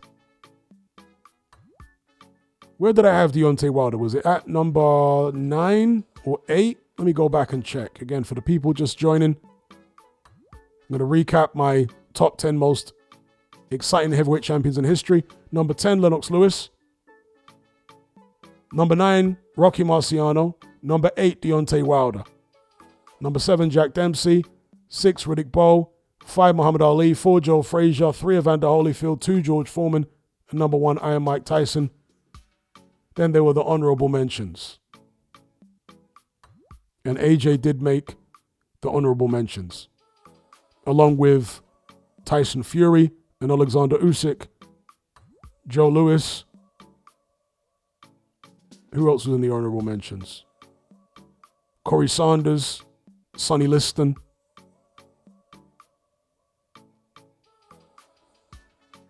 Big up Lawrence King for the super chat.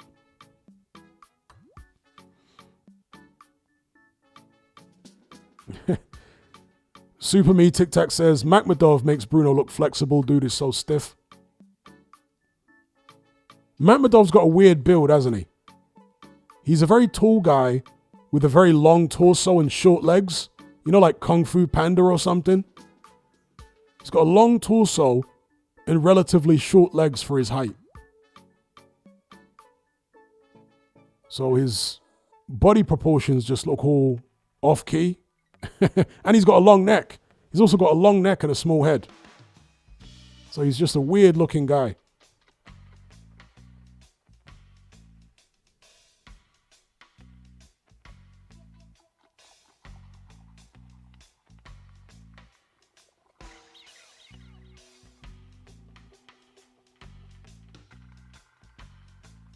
Yeah, big up the place. He says Deontay Wilder was number 8. There you go, Iron. He says, Makhmudov looks like Isaac Lowe if he took HGH as a kid. 100%. Max Baer, he is an honorable mention. Yes, Max Baer is definitely an honorable mention. Max Baer, a tremendous puncher. Big up D-Man for the super chat. He says, who's a boxer that you initially thought wouldn't have a chin and heart, but surprised you and turned out to be tough as nails? I'll have to think about that one. Who didn't have a chin and heart, who I assumed or thought didn't have a chin and heart, but turned out to be tough as nails? Is there even anyone like that I can think of?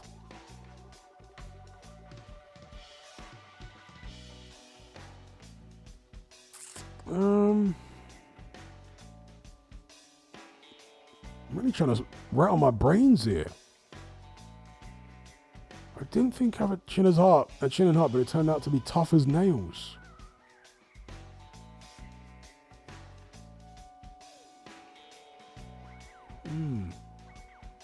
Not that I can think of, you know. No, I have to say, I can't think of anyone, D-Man, that I thought wouldn't have a chin and heart, but turned out to be tough as nails. No. I can't think of anyone.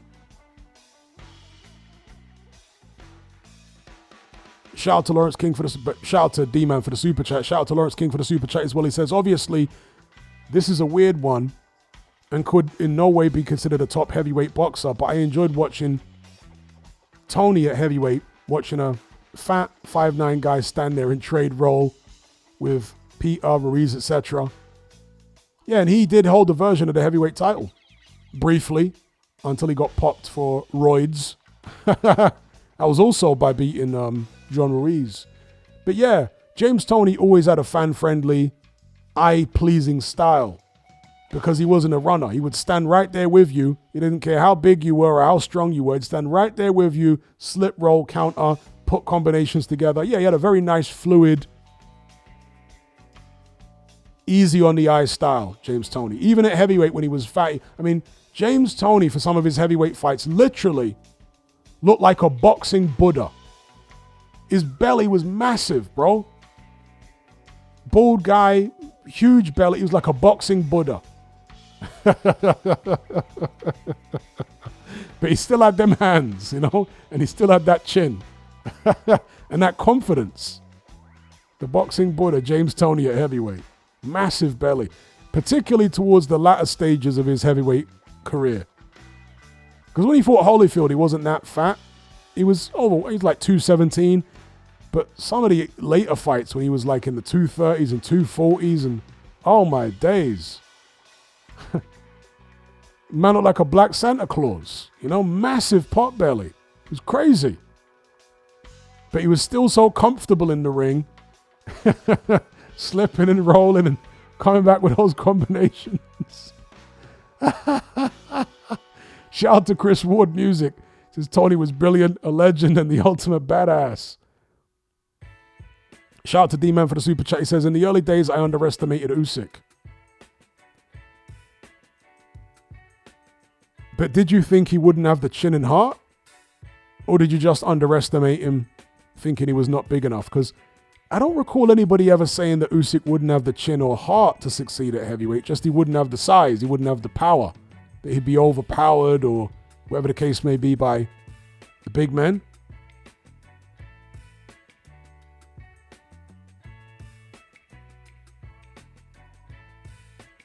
Iron says, to be honest, I didn't expect Usyk to clean up the heavyweight division. Well, I didn't necessarily expect him to clean up the heavyweight division either.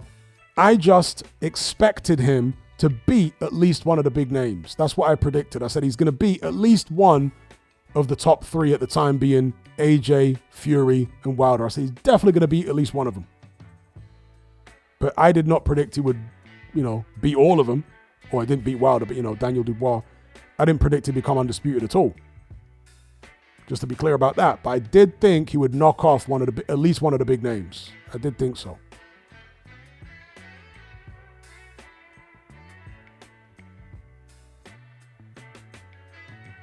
Yeah, I said Hunter and Usyk. Hunter, unfortunately, has been a huge disappointment. He's been a huge disappointment.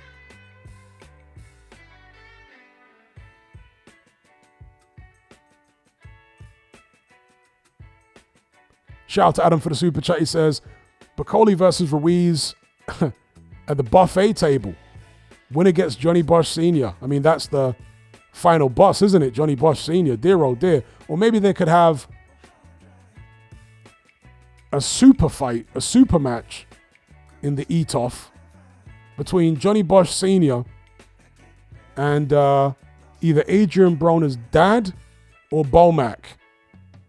I mean, Bowmack's belly is so big. I'm not joking. Bowmack's belly is so big, it might be past his knees now. Crazy. How do you even end up with a belly that big when you're a boxing coach? You're standing on your feet doing power. I mean, unbelievable. Bowmack's belly needs to be studied. It's crazy, bro. How much does Bomac weigh? 400 pounds? Incredible. But yeah, Bacoli versus Ruiz at the buffet table. I'm actually going to go with Martin Bacoli. Yeah. Ruiz, as fat as he is, actually makes more of an effort.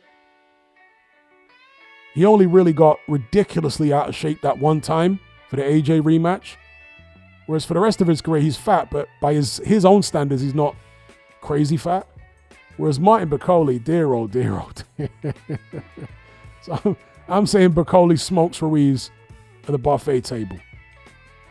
But neither one of them would be a match for Johnny Bosch Sr. No Bomac by the looks of it. And probably not Broner's dad either.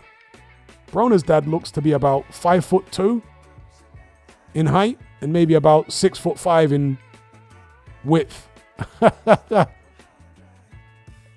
Shout out to Lawrence King for the super chat. He says, I saw Steve Collins say when he went to train at Tony's gym, he had a 1 liter soda on top of the speed bag. He would just spar, speed bag, eat fast food. That's right. James Toney hated hitting a bag, for example. So the first time he hooked up with what ended up being his longtime coach, Pops Miller, Miller had him hit the bag with just a jab for half an hour straight the first time he coached in the first session. And James Toney hated it so much that he basically vowed to never hit a heavy bag again for the rest of his career. So he hated heavy bag. He wasn't really a big fan of mitts and stuff like that. He just used to spar all day long. And that's right, he would eat fast food. He actually grew up, I'm not sure if it was his parents that owned a bakery or whether they grew up next to a bakery. But I remember him saying back in the days, or a member of his team or somebody saying that he was a fat kid growing up because he used to eat loads of pastries, loads of bread and pastries. And then he lost the weight through boxing. But obviously in between fights, he'd always be gorging himself on all sorts of food. And yeah, in the gym, he was known for that. Instead, while other fighters are drinking water in between rounds, he's like drinking Coca-Cola.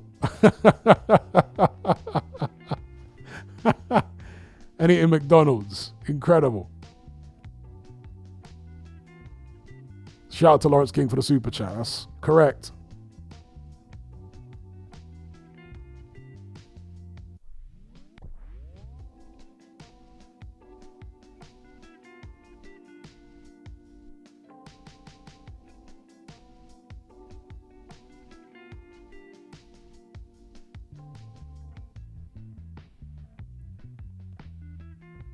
Okay, Chris V says, I think Bowe just doesn't care. Big John developed an eating disorder after his dad's death.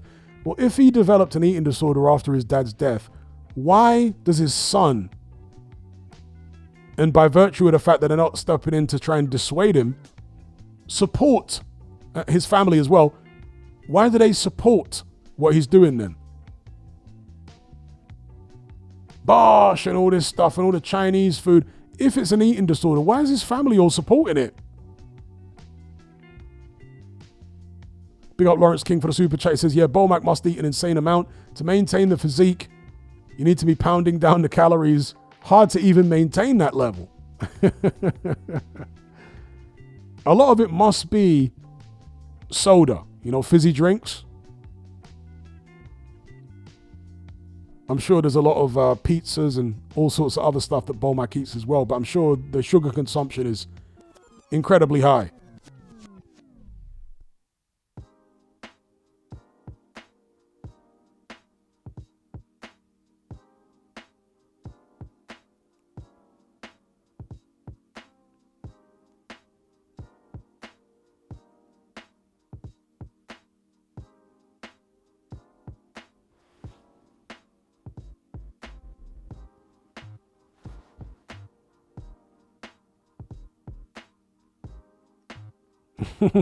Little Jacob says, Bowe metabolism is on strike. Shout out to D-Man for the super chat. He says, have you ever tried Ethiopian food? I have not, but I will be trying Ethiopian food. I know what Ethiopian food is. I've looked at it. I've spoken to people about it. But I have not tried it myself. I will be trying it. They eat most of their meals with something called injera, which is like a type of bread. I don't even know how to describe it. It's like this flat bread with air bubbles in it. And some people say it has a somewhat bitter taste. They eat a lot of beef. And there's a delicacy in Ethiopia where they eat raw meat. That's right, they eat raw beef. But most Ethiopians don't eat it and haven't eaten it. They tend to eat the cooked beef, but it is like part of their culture where they have this delicacy of raw beef.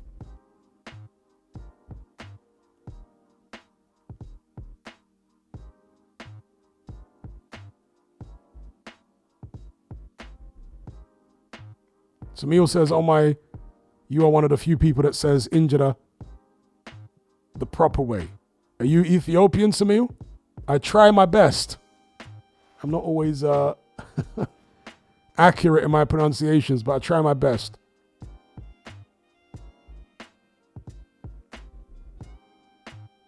Okay, you're Eritrean. Oh, I remember now. And how do they pronounce, is it Tibbs? Tibbs. Is that how I say Tibbs?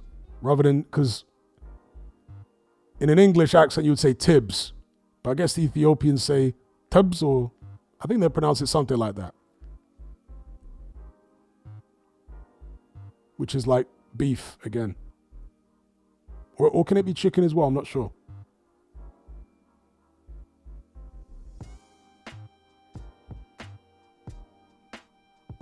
Samil says yes.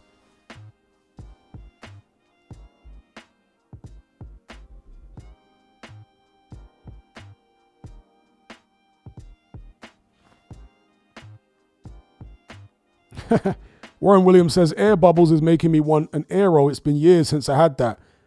Aero's a good chocolate. Samil says, tips is stir-fried lamb tender cuts. Thank you for the clarification, my bro.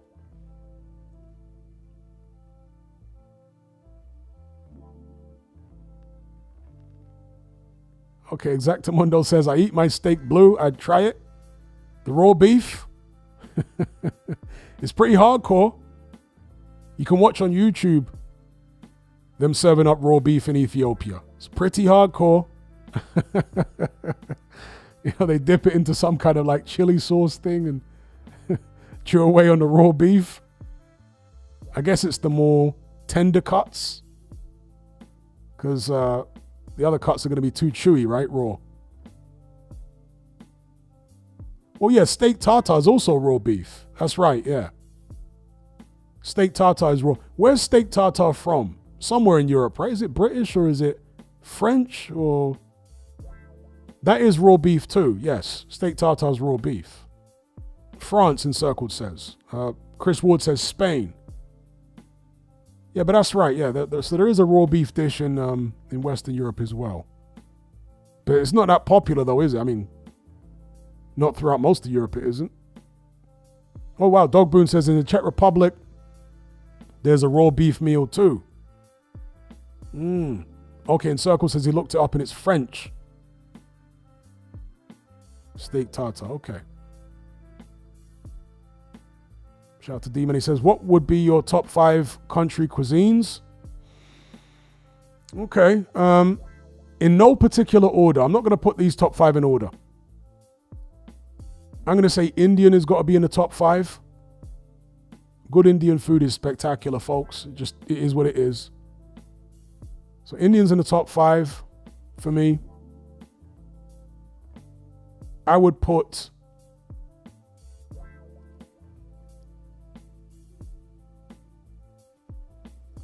what else would I put in the top 5? Because there are so many different cuisines from around the world. I'm trying to choose carefully here, but India's definitely got to be in there.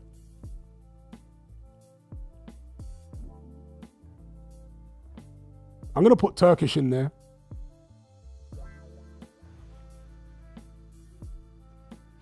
I'm going to put Swahili food in there. Sold food from Tanzania and Kenya.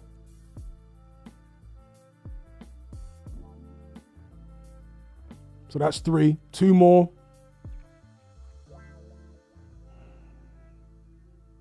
Do I put Italian in there? Italian's good. I'm going to put Somali food in there. But, well, that's not Swahili. It's, close to the Swahili countries. And the food is kind of similar. But I'll still put Somali in there. And we'll put Italian in there as well. Is that 5? I think that's 5.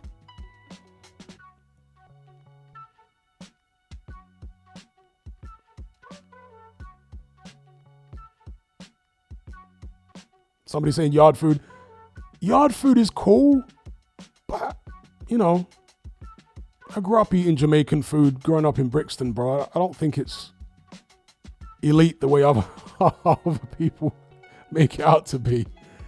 I think it's one of them ones where, because Jamaicans are always bigging up their food so much, you almost get brainwashed into thinking it's amazing. Their food's decent. It's not bad food, but I don't think it's like as spectacular as people make it out to be. It's cool, but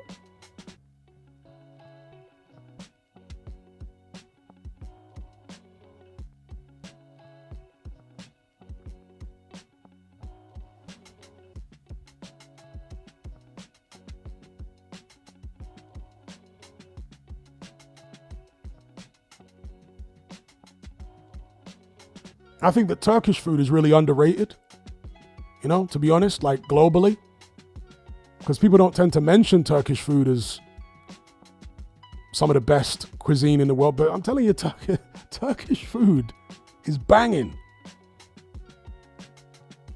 I think Turkish food is really underrated. Cal says, what do Somalis eat? They eat like, beef steak, rice. Their rice is nice, the way they prepare the beef with all the seasonings and chicken and all sorts of... their food is if you've ever had Arabic food, and Arabic food is quite nice as well, depending on where in the Gulf, their food is quite nice. I'm not sure it would crack my top 5, but Arabic food is pretty good. Arabic food is like similar to Indian food in that it's very fragrant, but it's not as spicy. It's not as like, hot. The flavors aren't quite as bold as Indian food. But it's similar to Indian food, but more mild, but still very aromatic, And Somali food is somewhat similar to that as well, though Somali food's a bit more spicy than Arabic food. But, kind of similar to Arabic food in many ways. But a bit more spicy.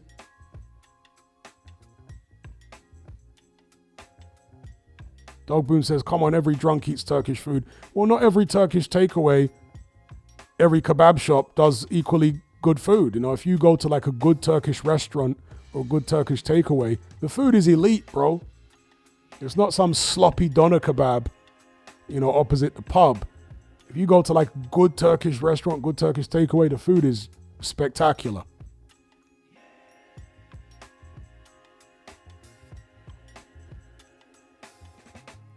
The grilled meats they do, that Turkish pizza thing they do is nice. Even the sweets, right? What is the, I forget the name of that sweet. One of the sweets, the most popular pastry, syrupy sweet thing. Baklava, thank you. Yeah, baklava. I love baklava. I mean, how many calories are in one square of baklava? Probably like 5,000. But I do like baklava, man. I do like baklava.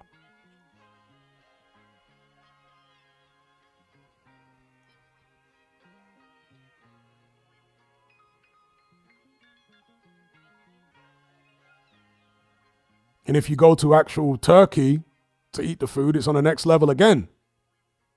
So, no, Turkish food for me, very underrated. Underappreciated.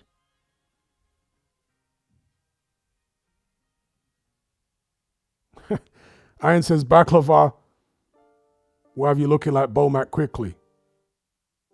100% true.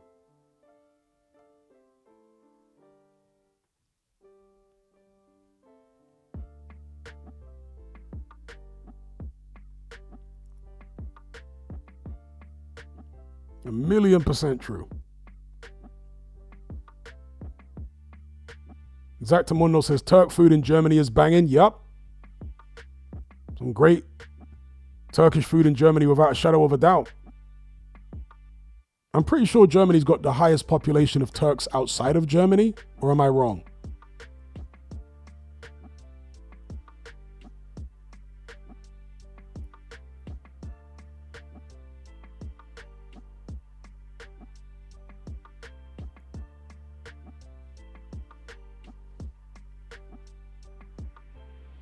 There's one food review guy that I like. You know the American guy that wears the bandana?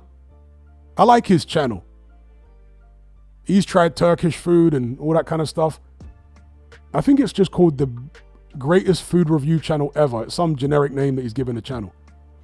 You guys know who I'm talking about? The American guy with a bandana who reviews food. I like his channel. Best food review. Yeah, best ever food review show. That's the one. Yeah, I like him. He's good. He actually went to Uganda sometime in the past year, and he had food with Simon Kogwangala, the Why Are You Gay guy. Yeah, I like his banter, that guy. The food review guy. He's got good banter. Good charisma. He even went to Afghanistan, you know? As an American, he went to Afghanistan to try their food. The guy's got guts.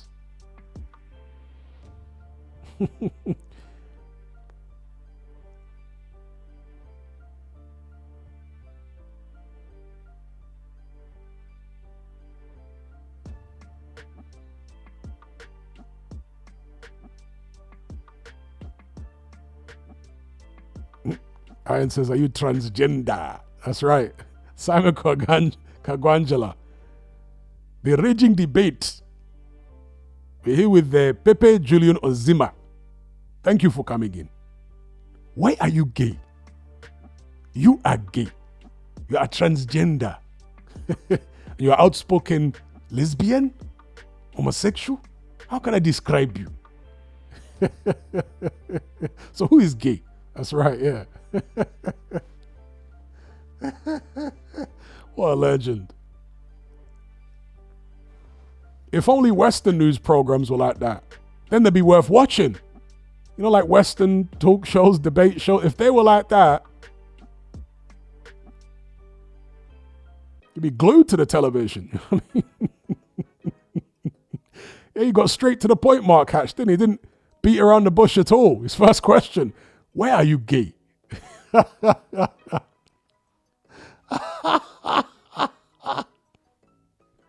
Yo, it's crazy. In Uganda, they don't have to beat around the bush, you know. It's got straight to the topic.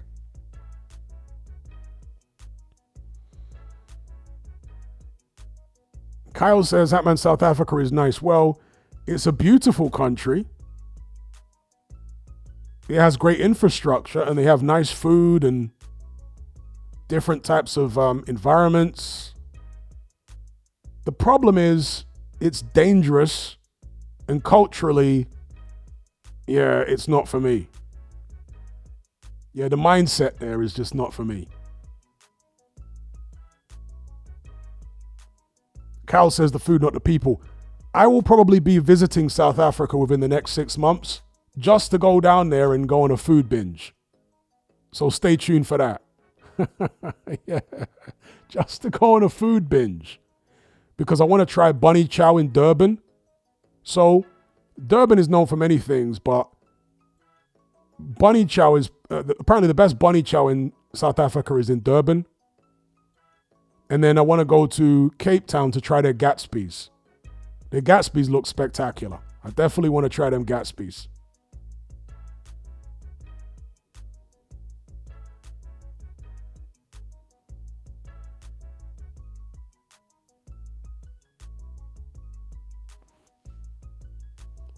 And make it out alive, obviously. Yeah. Because Durban and Cape Town are both very, very rough. But obviously, as a tourist, you're going to be staying in a nice area, and I'm sure the locals will tell you where to stay away from or what have you.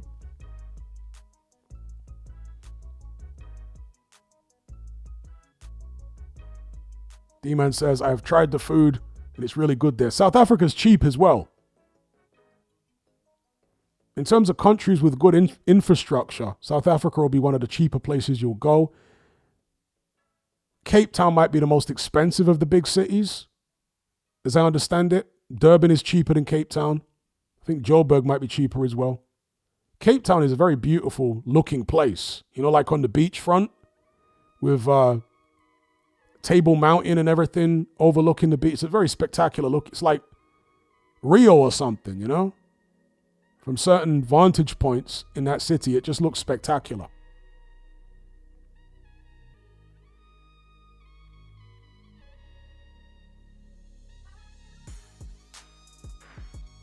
Samil says, I just don't like the energy of the place in South Africa. Very dark energy there. My cousin lives there. And I'm anticipating that too. That's why I wouldn't want to live there. The dark energy, yes, that you get there, 100%. 100%. The Circle says, it looks beautiful, it's probably dangerous. Well, there's no probably. It is dangerous. It's very dangerous.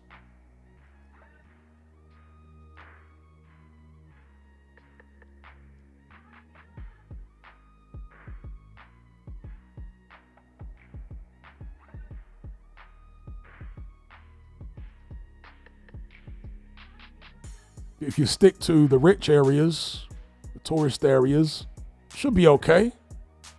You know, there are very nice parts of Cape Town. We should be okay. Jay's Crep says, if you're just passing by, you're all good. Yeah, I expect to be all good. Big up Adam for the super chat. He says, Morales, Marquez, and Naz all fight. How do they go?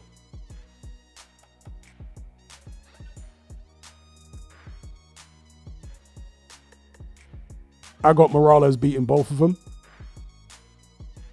I reckon Naz beats Morales. Excuse me, I've got Marquez beating both of them. Excuse me. I've got Marquez beating both of them, but I reckon Naz beats Morales.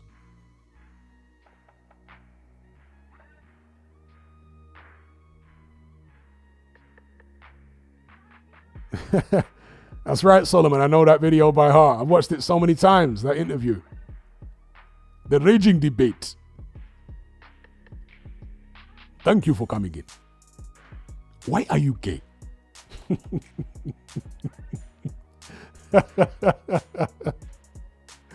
LGBTQI. Where's the H?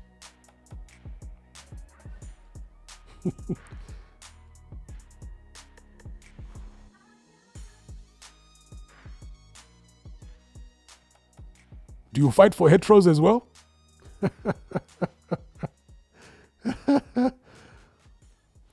Shout out to George for the super chat. He says, best Jamaican patties. Taste juicy beef or mothers. For me, juicy patties are the best Jamaican patties. The authentic ones in the Caribbean. I mean, they're apparently opening a juicy patty bakery in, I think, New York. I'm not sure if they've arrived in the UK yet. You can get juicy patties in the UK, but they're not the same. The ingredients or the pastry, it's just different. The ones in the Caribbean, in Jamaica, but also other other Caribbean islands have them as well. Imported from Jamaica, I would guess. Unless they have a juicy patty factory in various Caribbean islands, I don't know. But anyway, you can get juicy patties throughout the English-speaking Caribbean islands. And for me, they're the best ones. Big up, George, the last patriot. Kyle says, are patties even that nice? Juicy patties are nice. Yeah, if you get juicy patties in the Caribbean, they're nice. They're very nice. They are an elite, I would say they are an elite savory pastry. Juicy patties.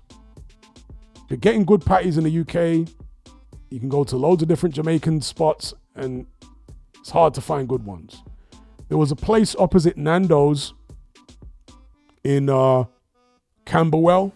Their patties were pretty good because they baked them fresh every day. There was no microwave business. They had big ovens and they would bring the patties out on the trays like throughout the day and have them on that kind of rack in the back. So they'd always be serving up hot patties, nice flaky pastry and all that. So that was one of the few places that had reliably good patties. I forget the name of the place. But like I say, it was opposite the Nando's in Camberwell.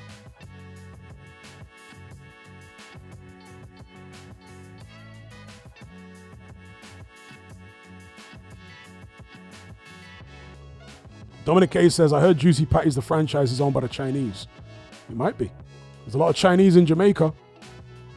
Chinese own a lot of the big businesses in Jamaica because there's been a Chinese Jamaican community going back, I don't know how long, a century or more? Been a long time with Chinese people in Jamaica, bro. A long time. And although, you know, a lot of the Chinese Jamaicans are mixed, you know, black Jamaican, but they still, many of them identify more with the Chinese side of things. Not all of them, but many of them do. And you can find, even because maybe the Chinese ancestor was several generations back, you can find Jamaicans who look just black. You wouldn't think they were Chinese or had any Chinese in them, but their surname is Chin.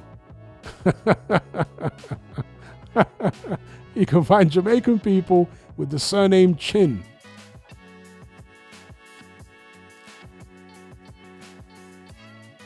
In fact, somebody who blatantly looks like a Chinese Jamaican is DJ Academics.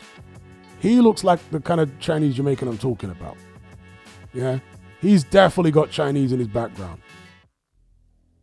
DJ Academics, 100%. He's definitely got Chinese in his background.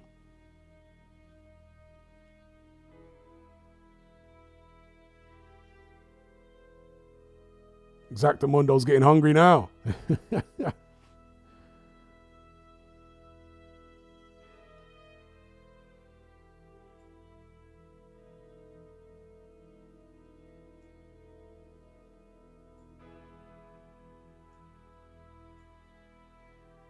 Yeah, Iron sees it. Mark Hatch sees it. Yeah, man. I'm telling you, Academics is definitely a Chinese Jamaican. Definitely. As in, he's got some Chinese in his blood. 100%.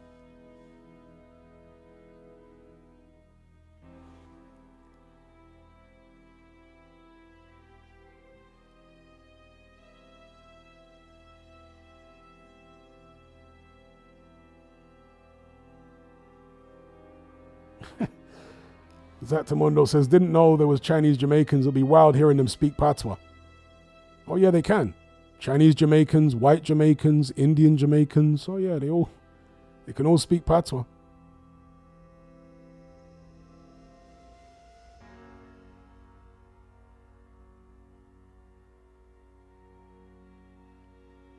And the interesting thing about like white Jamaicans, not all of them, but you find some white Jamaicans living out in the bush, in country. And the white Jamaicans from country, their entire vibe, the way they talk, everything, is exactly like black Jamaican. I mean, you'd expect it, but it's just weird. You know what I mean? It throws you off. You know, it's like, wow. This guy's like fully, authentically Jamaican. His whole vibe is like a black Jamaican. Everything about him, that's the way he was raised, you know, around black Jamaicans. It's like he's only a shell of a white man, you know? Inside he's like fully like a black Jamaican.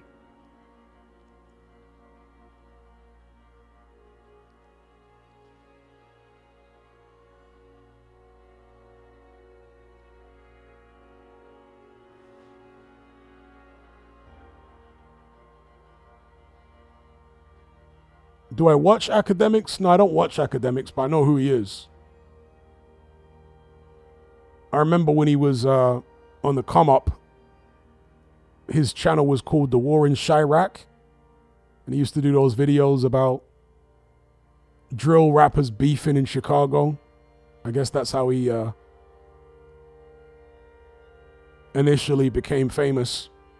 And then he's gone to the next level since. I saw his Kanye interview. That was weird. I saw his Bounty Killer interview. That was hilarious. Did he do a Vibes Cartel interview too? Has he done a Vibes Cartel interview since Vibes has been out? I'm not sure. It's just funny here because Academics was born in Spanish Town in Jamaica. And he moved to the United States when he was a kid. So it's funny when he's talking to these Jamaicans when he flips back and forth between an American accent and a Jamaican accent like constantly.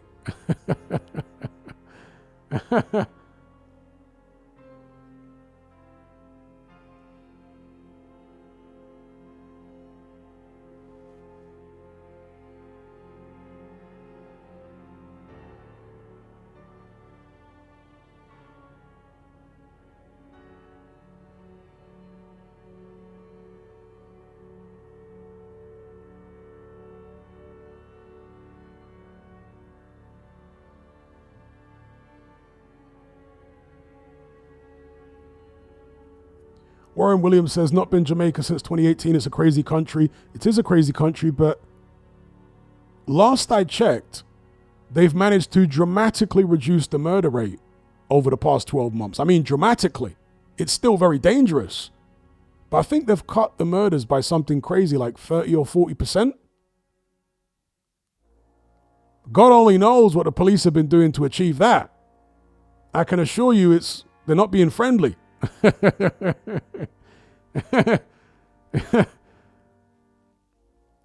Jamaican police must be cracking down on a next level. Maybe they took some instruction from the president of which country is it now?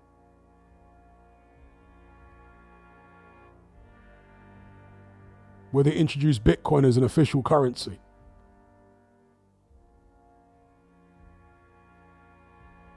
Yeah, El Salvador, excuse me. El Salvador, yeah.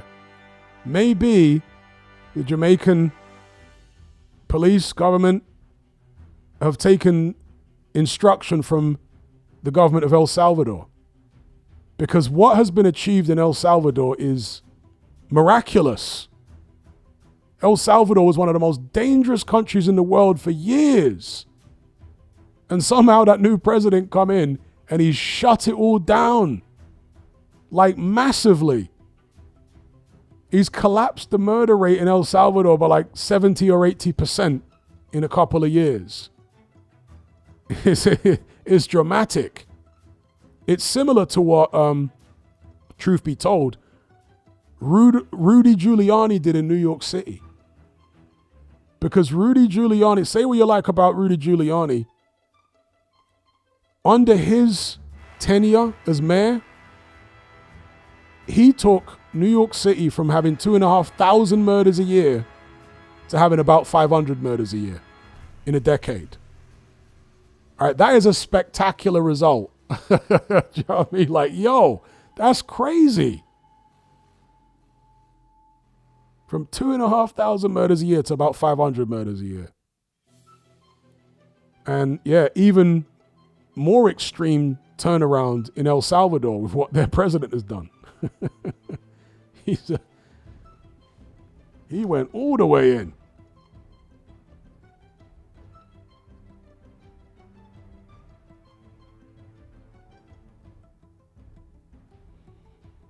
A shout out to D-Man for the super chat. It says, shows being tough on crime does work. Well, you only got to go out to the Middle East to find out that being tough on crime works.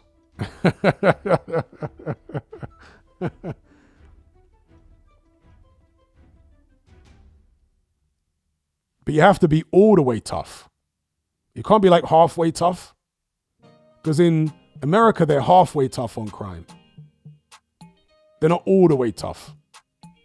And when I mean all the way tough, look, a lot of stuff that goes on within the human race is ugly, right? And there are pros and cons to everything. But in countries where they have a totalitarian, brutal dictatorship regime, where they completely don't allow crime at all, and they'll amputate limbs and stuff like that, when the measures are that extreme, and when the government is totalitarian, then yes, crime is going to go down. But is that the kind of society that regular citizens would want to live in? It's a trade-off, isn't it? Between a despotic, extremely overbearing government or freedom, which comes at the price of danger, you know? It's a trade-off. Big up D-Man for the super chat. It says, apparently Washington, D.C. crime has gone too, and they want to go to Chicago now. Well, right the way across the United States, and all the way across the West in general, crime is far lower now than it was in the 90s or the 80s. The peak in my lifetime of crime, like violent crime in the US, was the 1980s, during the crack era. That was the peak of violent crime in the United States. It's nowhere near as high now. Like if you look at the murder rates for those cities like Chicago, as dangerous as Chicago is now, it's worse in the 80s. New York City was far worse. Washington, D.C. was a hellhole in the 80s and 90s.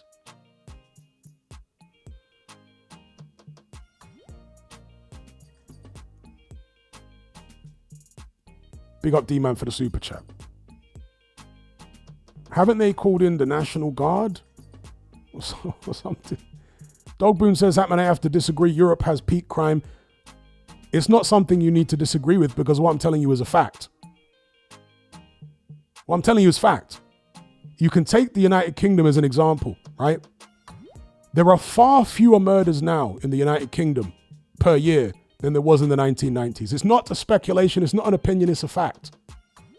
London specifically has a much lower murder rate now than it did in the 1990s. I've brought up the actual stats before.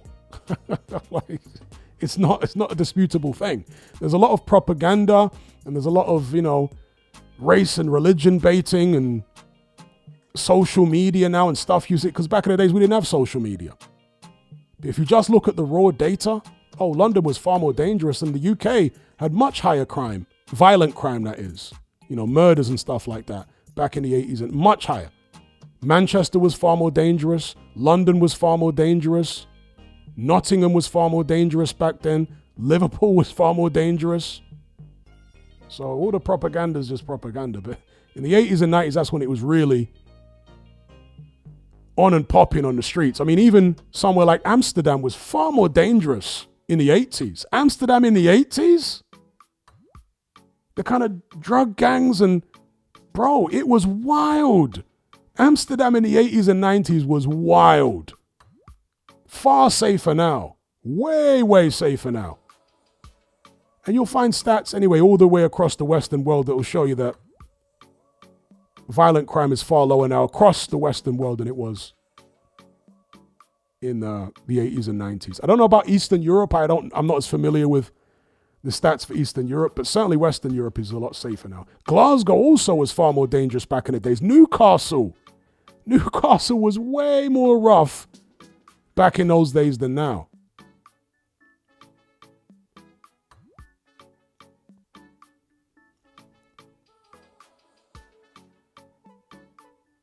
And Circle says, but how does modern London compare to the rest of the country? Well, you can get stats for the whole of the country, and you can compare them to the stats in the 90s. And I can assure you that even though the population of the UK was smaller in the 90s, the murder rate was higher.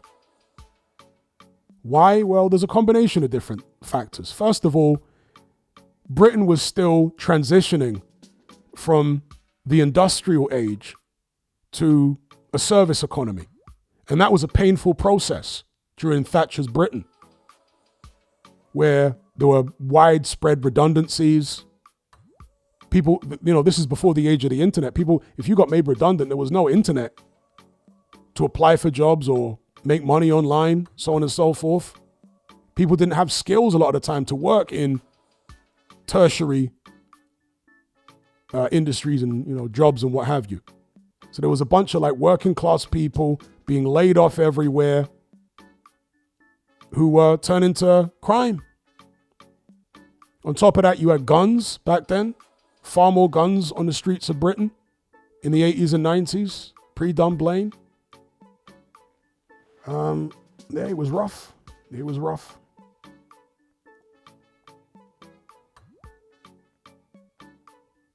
And of course, yeah, in addition to all that, nowadays there's cameras, much better forensics.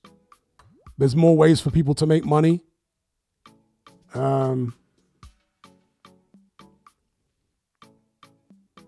Trollsabad says highest murder rate in the UK was 2003. That's right. There was over 200. I don't know if it was the UK, but in London it was around 2003, 2004. That's right. That's when it peaked. And it was around that same level throughout the 90s. So in the year 1991, I think there was something like 190 murders in London, somewhere around that. And bear in mind, London had about 2 million less people in 1990 than it has now.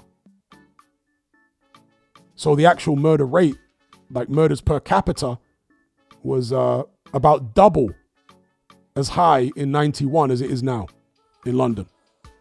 The murders per capita, the actual murder rate, was double what it is now in 1991.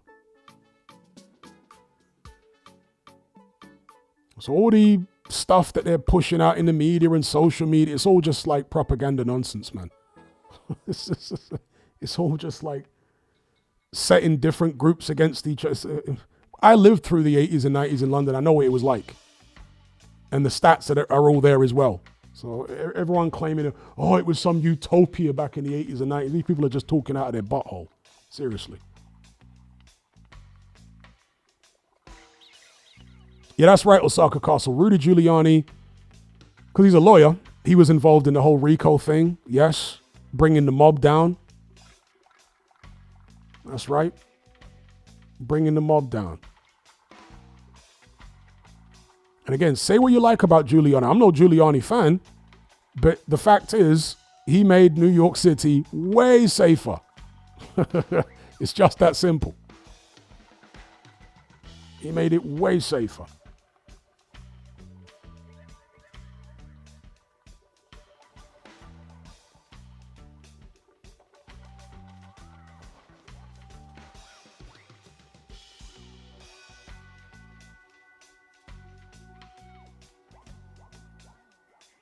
Mark says, Hatman, some violent crimes are up in London. Knife crime for one, some are down though.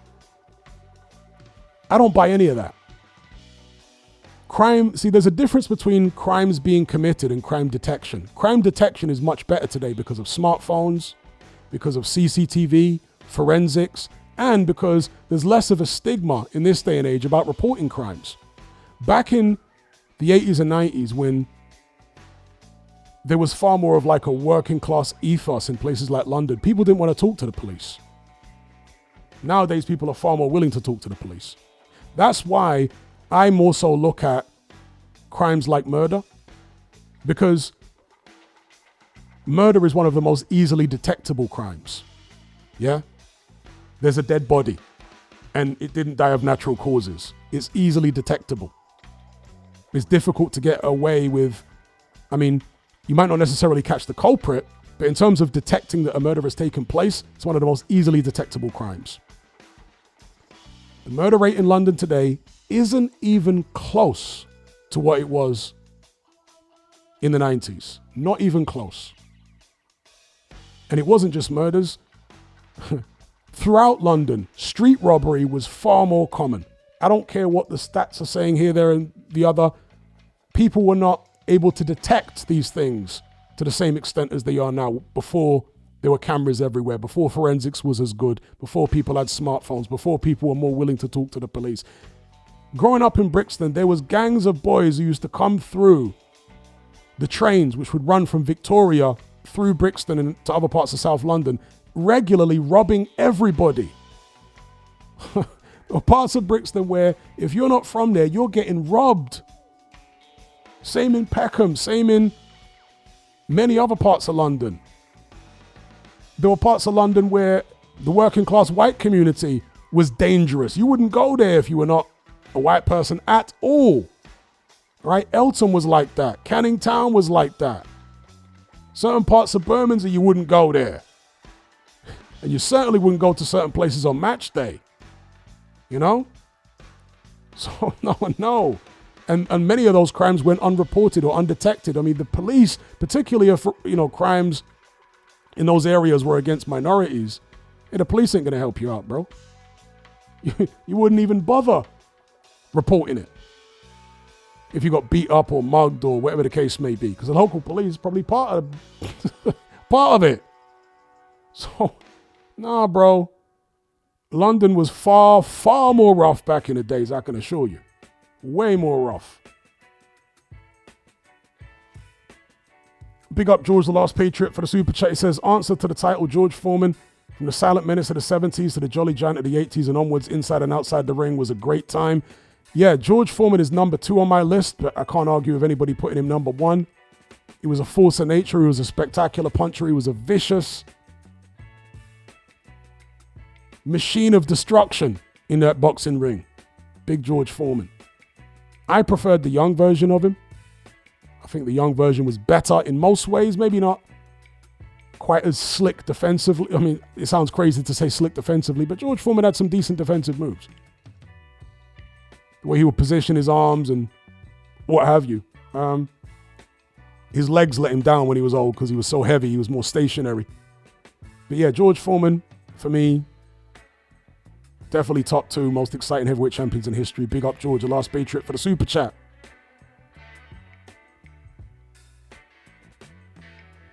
Cholzabad says, yeah, 2003 stat was for the whole of the UK, Hatman, as well as London. There you go. So that's when it peaked.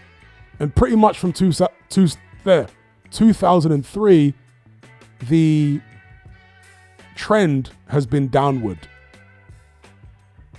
It's gone up and down slightly, but it's mostly been going downward, the murder rate in London, despite the fact that the population size of London continues to grow. But the murder rate goes down. That's the general trend.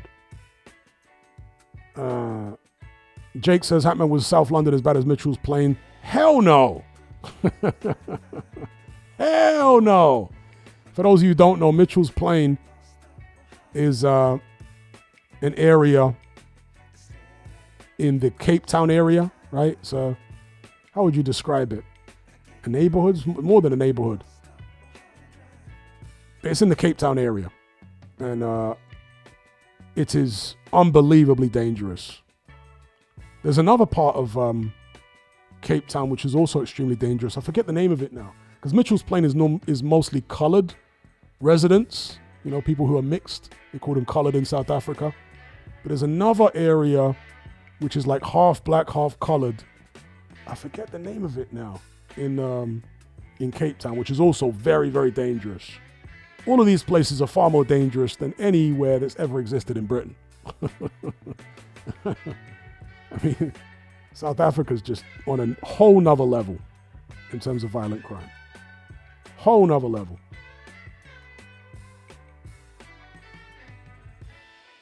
Now, shout out to D-Man. He says, in New Zealand, crime has definitely got worse. We never had gun crime 20 years ago. Now you hear about a shooting once a month. Okay. I don't know much about New Zealand, to be fair. When I think about New Zealand crime, I think about like biker gangs. Is that right? Biker gangs and maybe like native gangs. That's what I think of when I think of New Zealand crime. I just think of like bikers with long beards and like native gangs.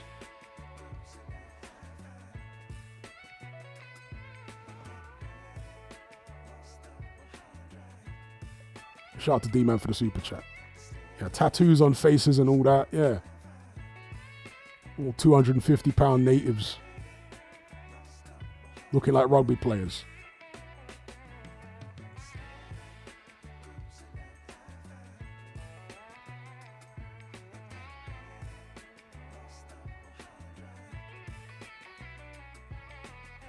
Dogboon says New Zealand and Australia banned biker gangs years ago, did they? Because with Australia, I think of people like Chopper, you know? Chopper was crazy as hell. Old school villains like Chopper.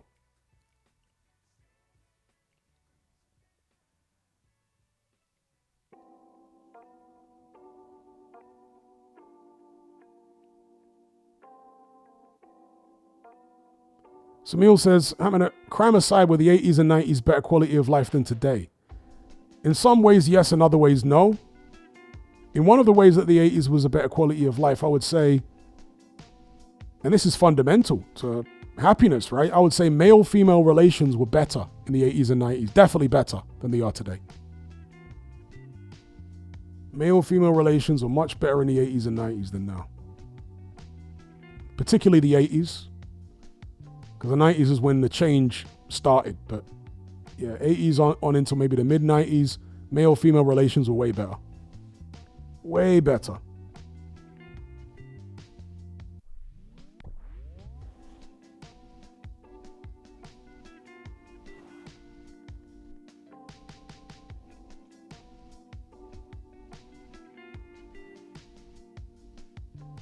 And Circle says, how precisely can you ban biker gangs?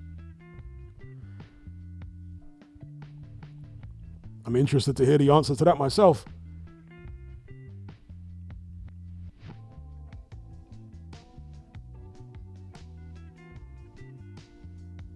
Yeah, Warren Williams talking about Tottenham. Tottenham is one of the few rough areas in London that hasn't been gentrified, which is a curious thing, isn't it? Because most of the rough areas of London have been gentrified. Brixton been gentrified, Peckham's being gentrified, Hackney's been gentrified. But somehow Tottenham, even though they've got a giant stadium there, which costs hundreds of millions, Tottenham still hasn't been gentrified. Isn't that weird?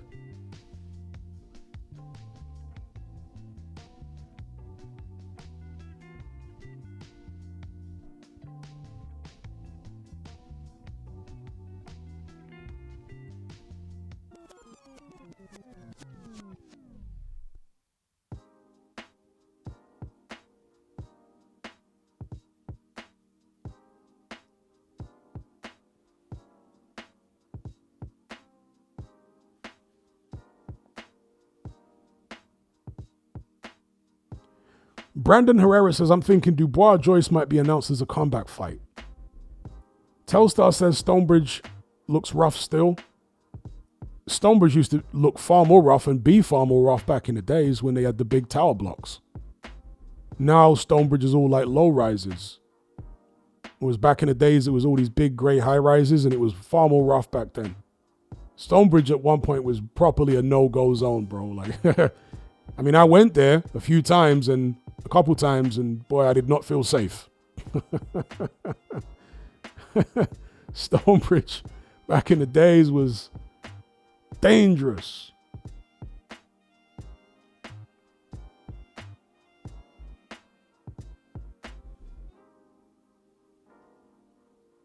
Because in those days, there was constant shootings in Stonebridge and Harlesden all the time. I mean, all the time. There would never be a month go by in that area of northwest London where there weren't shootings, often fatal shootings. Stonebridge, Harlesden, well, Stonebridge is basically in Harlesden. It's a ginormous council estate in Harlesden, but it often gets called a area of its own because it's so big. So, because Stonebridge is just like a couple of strides from the tube station, down a little hill. So yeah, Stonebridge, Neasden, all around that area, constantly. It was always shootings all the time.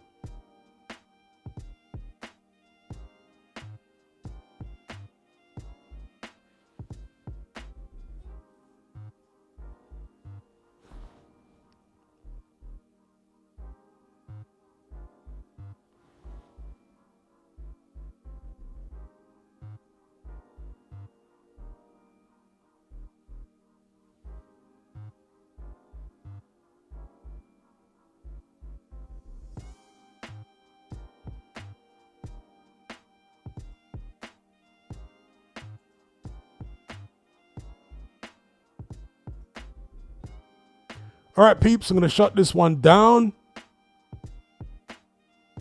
As always, big up everybody for joining the conversation. Hopefully you guys have enjoyed it as much as I have. Special shout out to those who donated via Super Chat. They were Matt Borgerson, Supersized Fries, Chili Beef, Jaden Ellis, Lawrence King, D-Man, Adam Fulks, George the Last Patriot, and I think that's it. So yeah, special shout out to those who donated via Super Chat. Hopefully you guys enjoyed this one. Until next time, take care, be good. Catch you on the other side. I'm out.